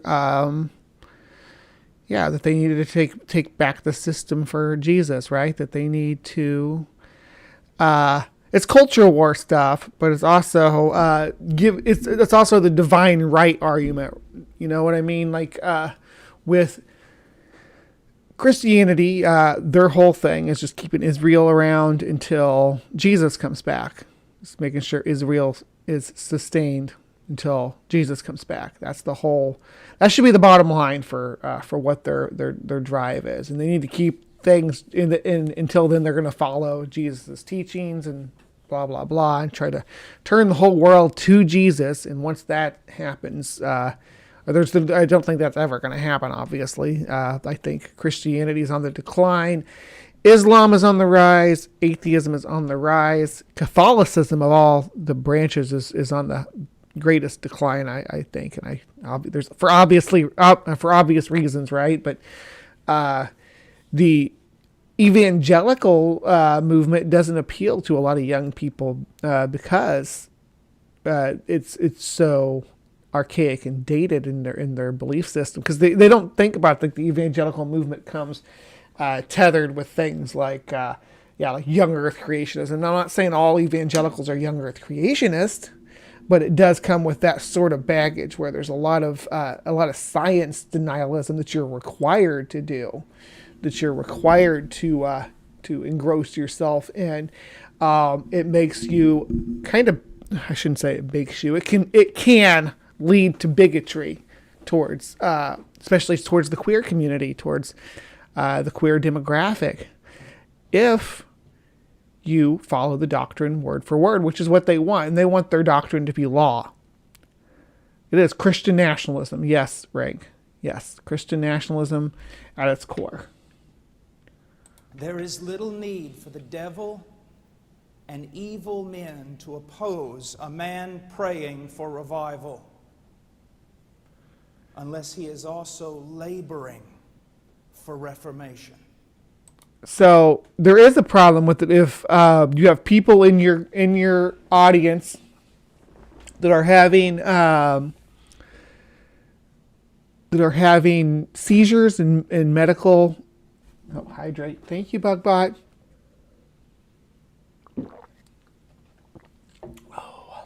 If there are people having medical emergencies in your revival meeting or whatever, then it is a problem. It is a public health problem. If people are coming here to heal themselves of illness, then that's a problem, because people need to be seeking medical help. So if you offer your religious service in place of medical care at any capacity, but the most harmful that religion is its harm towards mental health care. So keeping that in mind, if you are running your church and spreading a message about using magic god powers to dispel illness instead of actually seeking the experts on the matter, then I have a problem with you. You are the problem. That's it. Bottom line, you are the problem. We have been given truth, and we cannot simply do what is right in our own eyes and then expect the Holy Spirit to come down and bless our labors. And our ultimate goal and the ultimate product of revival. You aren't stoning enough disobedient children for Jesus to come back. You're failing. Will be the planting of biblical churches. I have the greatest fear that the local church today is despised. Thank you so much for watching. If you like these videos and want to help support this channel, the best way to do it is to just watch these videos until the end and click the subscribe. I will not be clicking the subscribe button. Dennis subscribe to you though, because you have some out there ideas and content that we can explore. So that was Treasure Christ talking about this Asbury church thing, a revival service that's been going on for, let me take that away. I didn't even mean to pull that up over there. It's been going on for several days. Is it still going on? Let's see. Not that. We're not ready for that yet. I was looking at the Michigan State thing because she brought that up, and I was like, didn't that just happen like days ago? Why are you bringing that up now? Anyway, so I was looking into that. But what am I doing? Asbury Revival.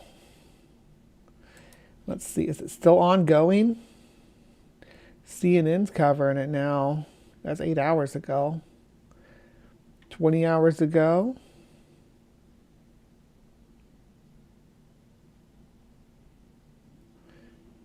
It said Catholics on fire with the Holy Spirit. How long did it last? 185 hours, 7 days. So this new one's... Then they had one... So this isn't even a new thing. This is like something they do. This is something they do at this church. Non-stop worship service. Ha. Asbury University famously held a revival in 1970 that lasted 185 hours, or more than 7 days. It intermittently continued for weeks and spread across the United States and abroad. The school's most recent revival lasted 4 days in 2006. So this is something that they do. This is something this church just does. It's not anything magical about it. It's what it's famous for. See, and Tucker didn't mention that at all, did he? Oh, I can't read this because it's behind a paywall, but yeah. Just to give an idea, I think the one that's going on right now is still going on. That they're just trying to beat their record. 2 hours ago, this one has its own Wikipedia article, all the way up to the 18th, so up to today.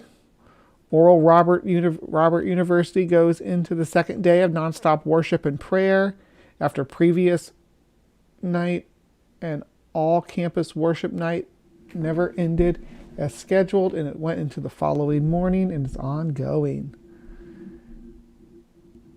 Yeah, so this is just, it's part of their thing. It's part of their shtick, I guess would be the best way to say it. Their sell for their religion. I'm just looking at the Wikipedia article. If y'all want to see what I'm looking at. I know you probably can't read it at that small, but yeah, I was just reading through this.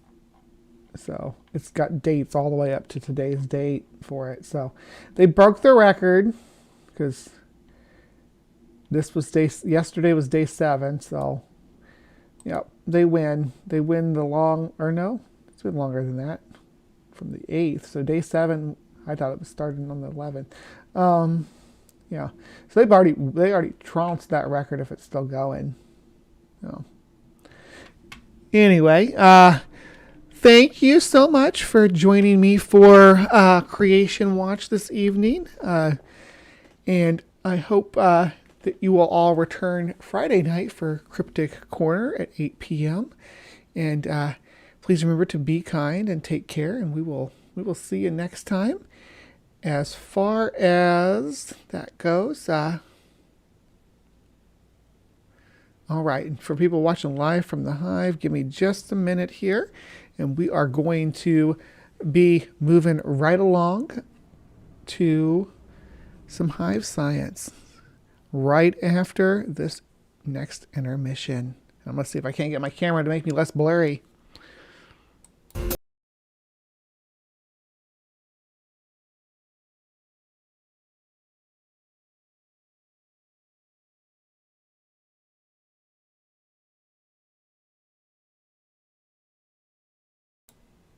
Hello, and welcome to HiveScience, where we are going to just do a little palate cleanser at the end of Live from the Hive for you, where we talk about some real science, ecology, and other topics as well. Anything that tickles my fancy, just to help me recover from things like what we just had to sit through with the revival thing. Yes, I made that that video with some, I think those were video game clips. I found a whole bunch of them on YouTube and put it together over that song, just dedicated to a friend I lost in 2019 named Bill Ludlow. He does still have some content out there. If you're interested, you can look him up on YouTube. His YouTube channel is still active. He doesn't respond to comments and stuff. Nobody's, I think his family does maintain the YouTube content, and they do maintain his like Facebook page and things like that. But he died in 2019. I believe it was September. And one of his issues was this claim about Lucy Week at the beginning of September too, which is, yeah. So I think we should just start celebrating Lucy Week, because Lucy Week wasn't a thing, right? Lucy Week wasn't actually something that happened, but the Creationists claimed at the first week of school that in junior high that they taught about Lucy and celebrated Lucy Week, where we celebrate our primate ancestors, right? Our non-human ape ancestors. And Bill was like, yeah, let's do it. Let's make it a thing. But then before the next September rolled around, he was gone. So I still think about trying to start that trend just in his honor and his memory. I miss Bill. I think Bill was great. Bill's debate with Kent Hovind was one of my favorites that ever happened. That's when it made me decide that, you know what, I could be like Bill, and I could, you know, even though I'm not, because Bill wasn't a paleontologist, you know, he was just a person who was passionate about it, and you know, he did do fossil digs and things like that. He was part of that community, and he did museum tours. He was a really good guy. The world is less bright without him in it. So thank you, Maya. Thank you for sharing his site or his YouTube page. Thank you. So if you're interested in who Bill was and what his messages were, that's where you go. But I was one of his tech mods. So years ago, not that long ago, but it seems like forever ago. It's been almost 5 years now. That's crazy. Time flies, I guess, when you're getting old. So what we're looking at today is just a cute little article I found on HiveScience for Valentine's Day. It was Strange Love, 13 animals with truly weird courtship rituals. So I haven't even looked through these or read these yet. So we're going to learn about this stuff together. Doesn't that sound like fun? Oh gosh, I got like 27 people watching now. Hey, everybody. Good to see ya. All right, so on Valentine's Day, lovers who are eager to woo their partners show their affection with traditional gifts of red roses, heart-shaped boxes of chocolates, or with romantic dinners at a fancy restaurant. There's usually some effort involved, but pulling off a memorable Valentine's Day is easier and generally safer than some of the courtship rituals performed by other animal species. For most animals, wooing comes with heightened personal risk.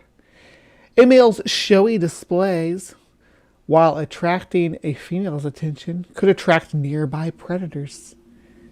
And fights between male rivals can also result in a date night with a body count. In some cases, winning a cannibalistic female's affection places the male at the top of the post-coitus menu. Many of the courting behaviors practiced by animals may seem strange to us, but as peculiar and risky as they are, they work just fine for their intended audience. Here are a few examples of unusual and extreme courtship rituals in the animal kingdom. All right, we got some panda. Panda's top of the list. Panda is top shelf. I don't know anybody who would disagree about that. Like when you're ranking members of the order Carnivora, panda top shelf. Pandas are notoriously difficult to mate in captivity. mating is no picnic in the wild, but for completely different reasons. In the first ever footage of giant pandas getting intimate in the wild, filmmakers in China recorded an older male and a younger rival courting the same female who was high above the ground in a tree. So she sits in a tree and they... Oh, that's kind of funny. The males had a tense standoff until the younger panda retreated, but the female wasn't ready to mate. Upon descending, the female fought the older male and escaped. The two males followed her for weeks, growling at each other, until one suitor dropped off and the female was ready to mate with the younger fellow.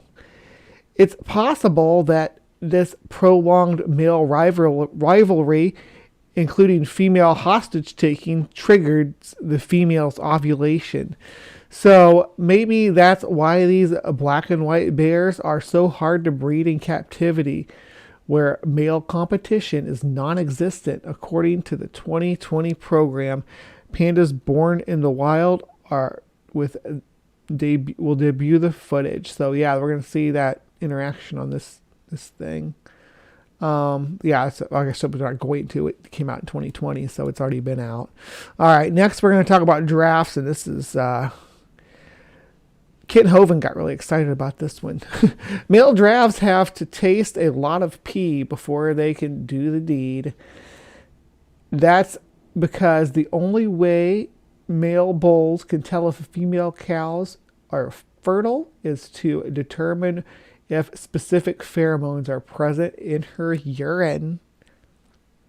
First, the bull nudges the cows and sniffs her genitalia. Sometimes it takes a few nudges, but then the cow will widen her stance and urinate into the bull's mouth. Oh, this is getting kinky. Next, the bull does the Flayman's response. That's why you... Oh, hold on, I can show it to you. It's like this. Yeah, that's the Flayman's response. There we go. Where was I? By curling back the upper lip and breathing through its nostrils using its sensitive vomeronasal organ above the roof of the mouth to smell his potential partner's pee. Other also animals. Is that right? Other animals also? Maybe. Other animals also smell pee when mating. But usually the female pees on the ground for the male to sniff. In the giraffe's case, they're way too tall to do it that way. So that is fetish material for the giraffe furries now. Live your authentic life. The average bull has to approach 150 females before finding one who is ready to mate. In 2023, study published in the Journal of Animals found. All right, so now we got some snails. Look closely at these photos of land snail Cornu aspersum, and you'll see a small appendage close to the eye stalk. The tiny structure was propelled into the snail's head by its mate, delivering an infusion of special mucus that prepares the snail for receiving an envelope full of sperm. So yeah, they have little tiny harpoons that they shoot at each other. As land snails are hermaphrodites, either snail is in a mating pair is capable of fertilizing the other, and both are equipped with love darts that they use to stab their partners after this makes me giggle. After they spend a bit of time circling around and touching each other with their muscular pseudopods. That's their foot, their big floppy foot.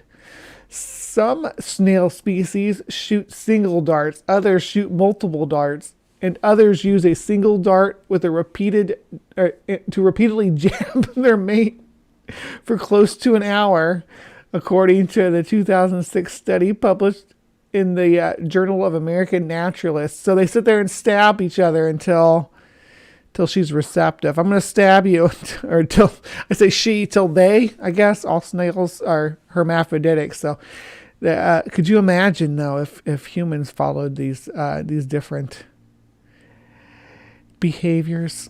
Do you want to shoot harpoons into your partner? You want to hit them with your love darts? That should be a Kiss song, right? With your love darts. All right, next we have some dino stuff. Dino dating. Let's have a look and see what it says. Little is known about dinosaurs' mating habits, but evidence preserved in rocks in Colorado suggests that some dinosaurs practiced a ritual dance much like ones performed by living birds. Paleontologists found scrape marks, many dozens of them, in 4 sites that held remains of Cretaceous dinosaurs.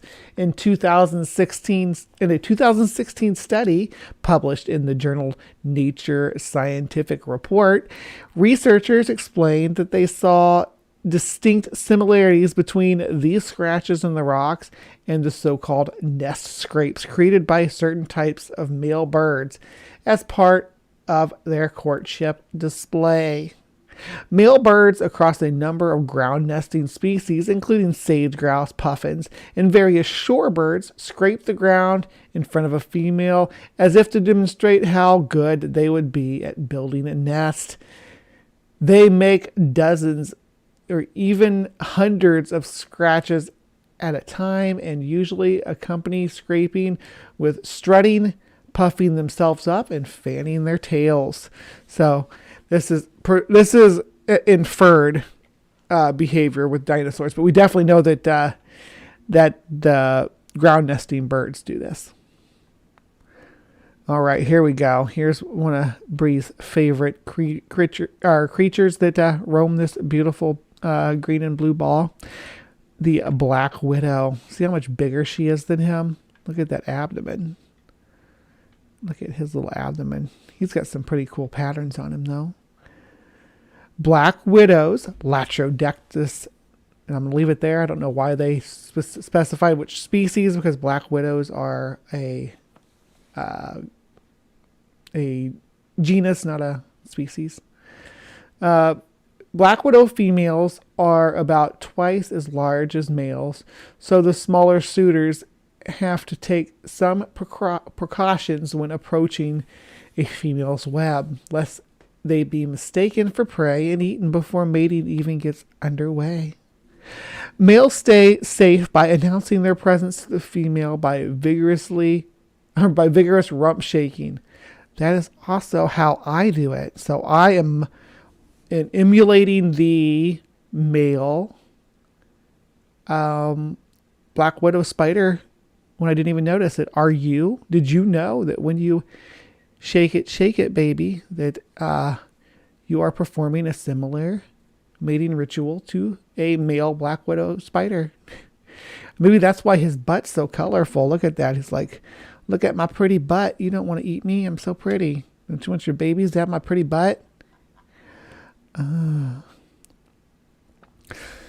As the male steps onto the female's web, he vibrates his abdomen, sending signals coursing along the silk strands. He advances, vibrating and pausing, advances, vibrates, and pauses, a pattern distinctly different from the shorter, more irregular movement of trapped prey. Researchers found in a study published in the journal Frontiers in Zoology, the study author also discovered that the vibrations of the males produce are at a low amplitude during further distinguishing their movement from prey. Yeah, and all male spiders do that make webs. Like all the tarantulas and stuff. When the male approaches, he's like taps on her web. He like comes up to the edge of it and just does like a like a specific knocking pattern. Yeah, jumping spiders are have a fantastic courting ritual. Absolutely fantastic, Ring. You are not wrong. All right, let's see. Hermaphroditic sea slugs. Are we going to do more love darts? Hermaphroditic sea slugs possess both male and female sex organs, as slugs do. And when pairs come together to mate, they stab each other between the eyes with a needle-like appendage called a penile stylet, delivering a cocktail of prostate fluid. This tactic was described as just weird by a researcher who co-authored the 2013 study about the odd behavior published in the journal Proceeding of the Royal Society B. Scientists are uncertain as to why exactly the slugs target this body area for stabbing, but they suspect that a hormonal injection may serve to increase the possibility of successful fertilization. So when you thought love darts weren't enough, how about a penile stylet, a needle dick? Is basically what that is. It's a penis that stabs, that breaks the skin, that penetrates the things that aren't meant to be penetrated. Though I do wonder about the space between the eyes and if there's like a receptacle there that actually is getting pierced into. That's just under the top layer of the dermal extremities. Yeah, now we got some mystery dance circles. Let's look at this. Mystery circles on the ocean floor near Japan that measure about 7 feet, that's 2.1 meters, in diameter were recently found to be made by a fish only 5 inches, 12.7 centimeters in length. The intricate symmetrical patterns were first noticed by divers in 1995, and in 2013 researchers described what created them: a species of pufferfish which with mating on its mind. Males swim along the floor, flapping their fins to sculpt the remarkably intricate ridges and valleys, a process that takes 7 to 9 days, and then decorate them with shell fragments and sediment. After interested females are fertilized, they lay their eggs in the nest at the center.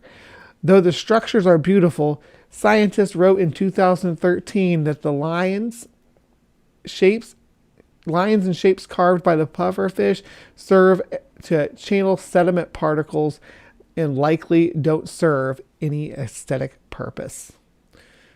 You were asking for jumping spiders, Ring? We got jumping spiders. Yes, indeed. Jumping spiders. Body parts that reflect ultraviolet light help male jumping spiders in the Cosmophasis umbratica species catch females' eyes. All 8 of them.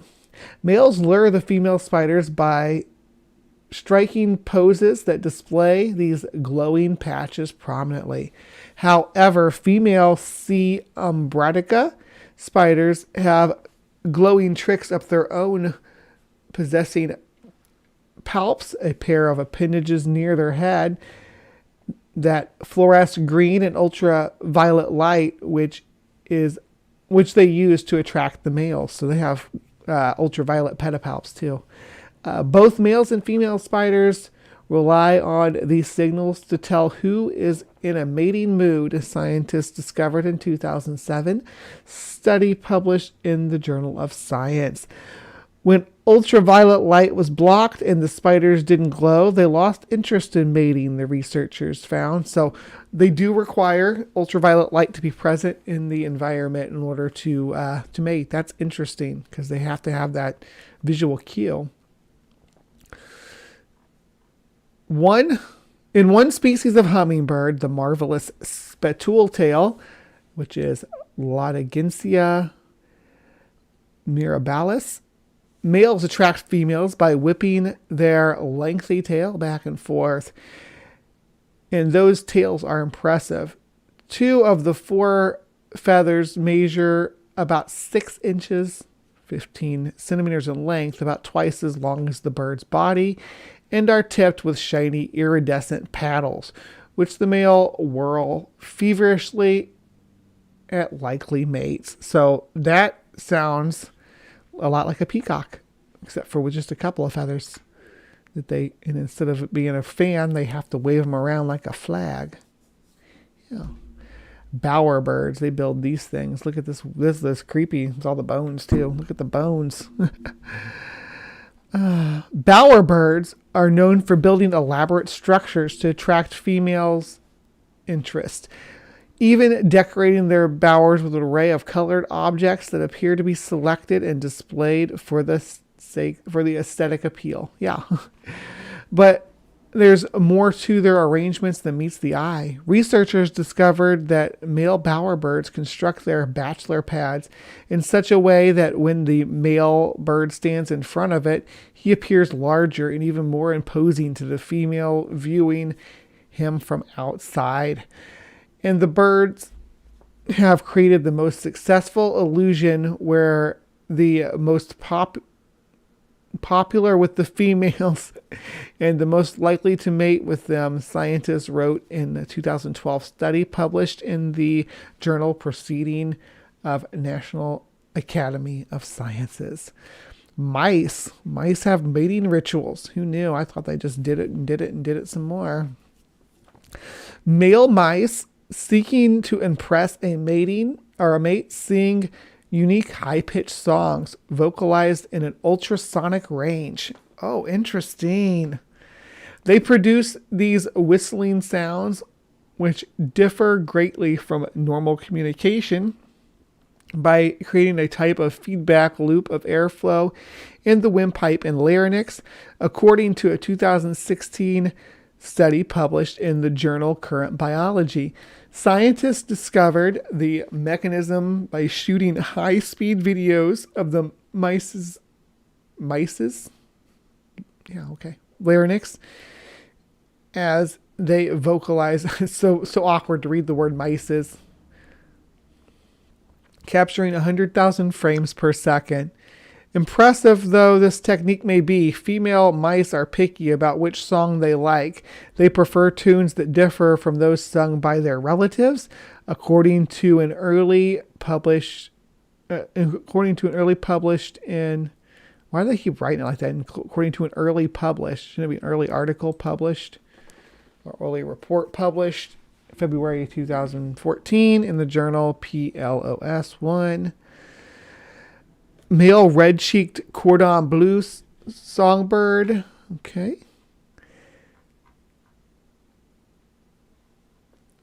High-speed video recently revealed a mating dance performed by a species of songbird tapping their feet too quickly for the movement to be seen with the naked eye. Blue-capped cordon bleu songbirds, both males and females, were known to bob their heads and sing to each other during courtship. But in 2015, a study published in the journal Scientific Report was the first to capture the rapid tapping of their toes. And the birds tapped their feet faster if they were sharing the perch with a prospective mate, the scientists discovered. All right, and we got porcupines as our last contender. Male North American porcupines must go to great lengths to secure the affections of a female, which only goes into estrus once a year for 8 to 12 hours. Prior to ovulating, the female secretes a fragrant to a porcupine, and implying that it might not smell good to a human. Vaginal mucus that lures males closer.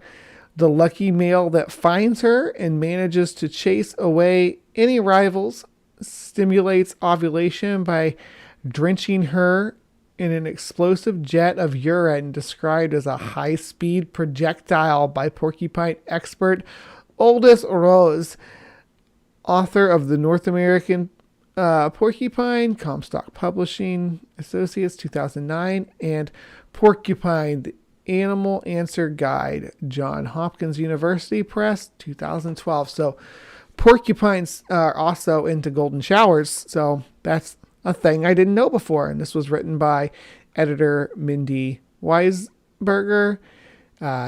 She's a life science editor for the channel Animals in Planet Earth. She is also reports on general science covering climate change, paleontology, biology, and space. Mindy studied film at the Columbia University. Prior to HiveScience, she produced, wrote, and directed media for the American Museum of Natural History in New York City.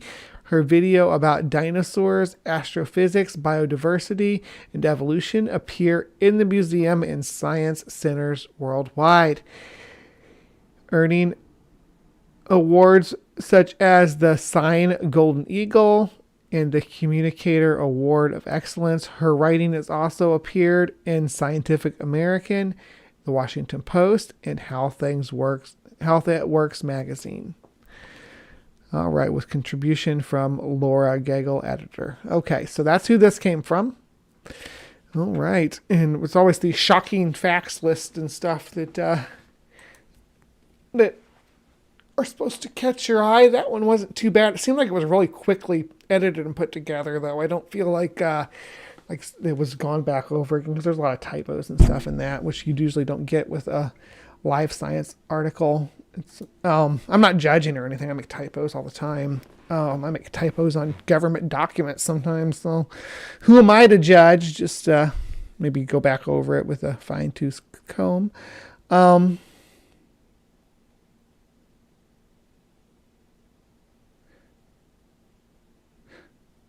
You need to check out porcupines humping, Maynard. Yeah, that's something you could probably get into. I'm sure there's videos of it, because a lot of people are probably curious about how they do it, right? Because I saw this really cute video of a pair of porcupines with their babies, defended them from a leopard. These are different porcupines. They're the African ones, and they are their quills are very mobile. They make like shields with their quills. They make like a barrier. They make like a flat wall. Porcupines are pretty awesome creatures. You know, the thing is there's probably animals with quills and stuff like that in the fossil record that we'll never even know. Like maybe some of the dinosaurs had quills that they could stick into people and into other animals. But you know, we'll never know for sure. We may not ever know for sure. I mean, who knows what the future holds? But I don't foresee any possibility to find out about the possibility of dinosaur quills, defensive quills. Yeah, their quills are also barbed, so once they're in, they're hooks. There's hooks inside of you, and you're stuck. All right. Well, thank you so much for joining me for Live from the Hive. This is the first time in a long time I've actually got the show within the frames of the 2.5 hours that I generally try to go for on it. So good job, Bree. Keeping it in the time frame. So thank you for joining us for HiveScience. Please remember to be kind and take care. And everybody watching live. I appreciate you hanging in here with us. We did go through discovering the Kraken in CryptoCorner this morning. Then we had this Asbury revival thing going on for CreationWatch, where we looked at some of the dangers that are going on in these revival meetings, such as exorcism in lieu of medical attention and things like that. And then we finished up by going over some crazy courting rituals by different species. I hope you really enjoyed hanging out with us in the Hive today. I look forward to seeing all you beauties and bees next week in the live chat. If you so feel inclined, we will be back. And for people who like watching this stuff in the evenings with me, the next episode is going to be on hold on, let me check my schedule. See what's coming out next. Okay. because I got a pretty long schedule out, so I got content scheduled out for a while now. So yeah, next show is going to be we have Eco News on Monday, about the girl and her dog, the mummy found with the dog in tow. And then on next Wednesday for CreationWatch, we're going to be actually doing the making babies thing with Kent, where Kent Hovind tried to talk about ants making babies. So you can see me dunk on Kent Hovind next Wednesday evening. Then we have Friday, we're going to explore the realms of the machine elves on CreationWatch. So yeah, thank you for coming. Oh yeah, and tomorrow night I have a thing. I need to check with Maya too, because we had a thing as well. But at 7:30, I doing the Megan Lewis from Digital Hammurabi is going to come on, and we're going to be doing some cringe archaeology at 7:30. So I think I had a thing with Maya, but I believe that's later at like 9. But let me know if I'm wrong, Maya, and if I hope I didn't double book myself. I thought I would just be able to just bounce from one to the other. That way I don't have to do my makeup twice, don't have to do my hair twice. Anyway, thank you for joining us in the Hive today. Please remember to be kind, take care, and we will see you next time. Evolution.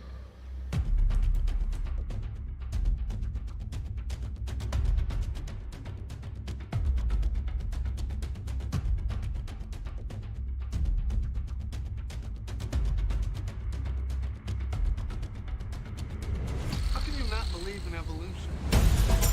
Tell them that you believe in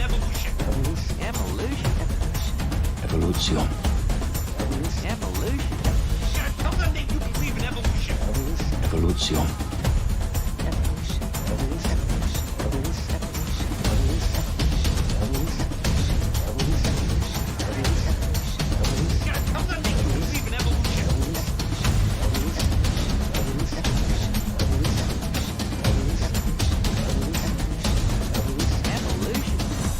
You're not going to get us to not believe in evolution.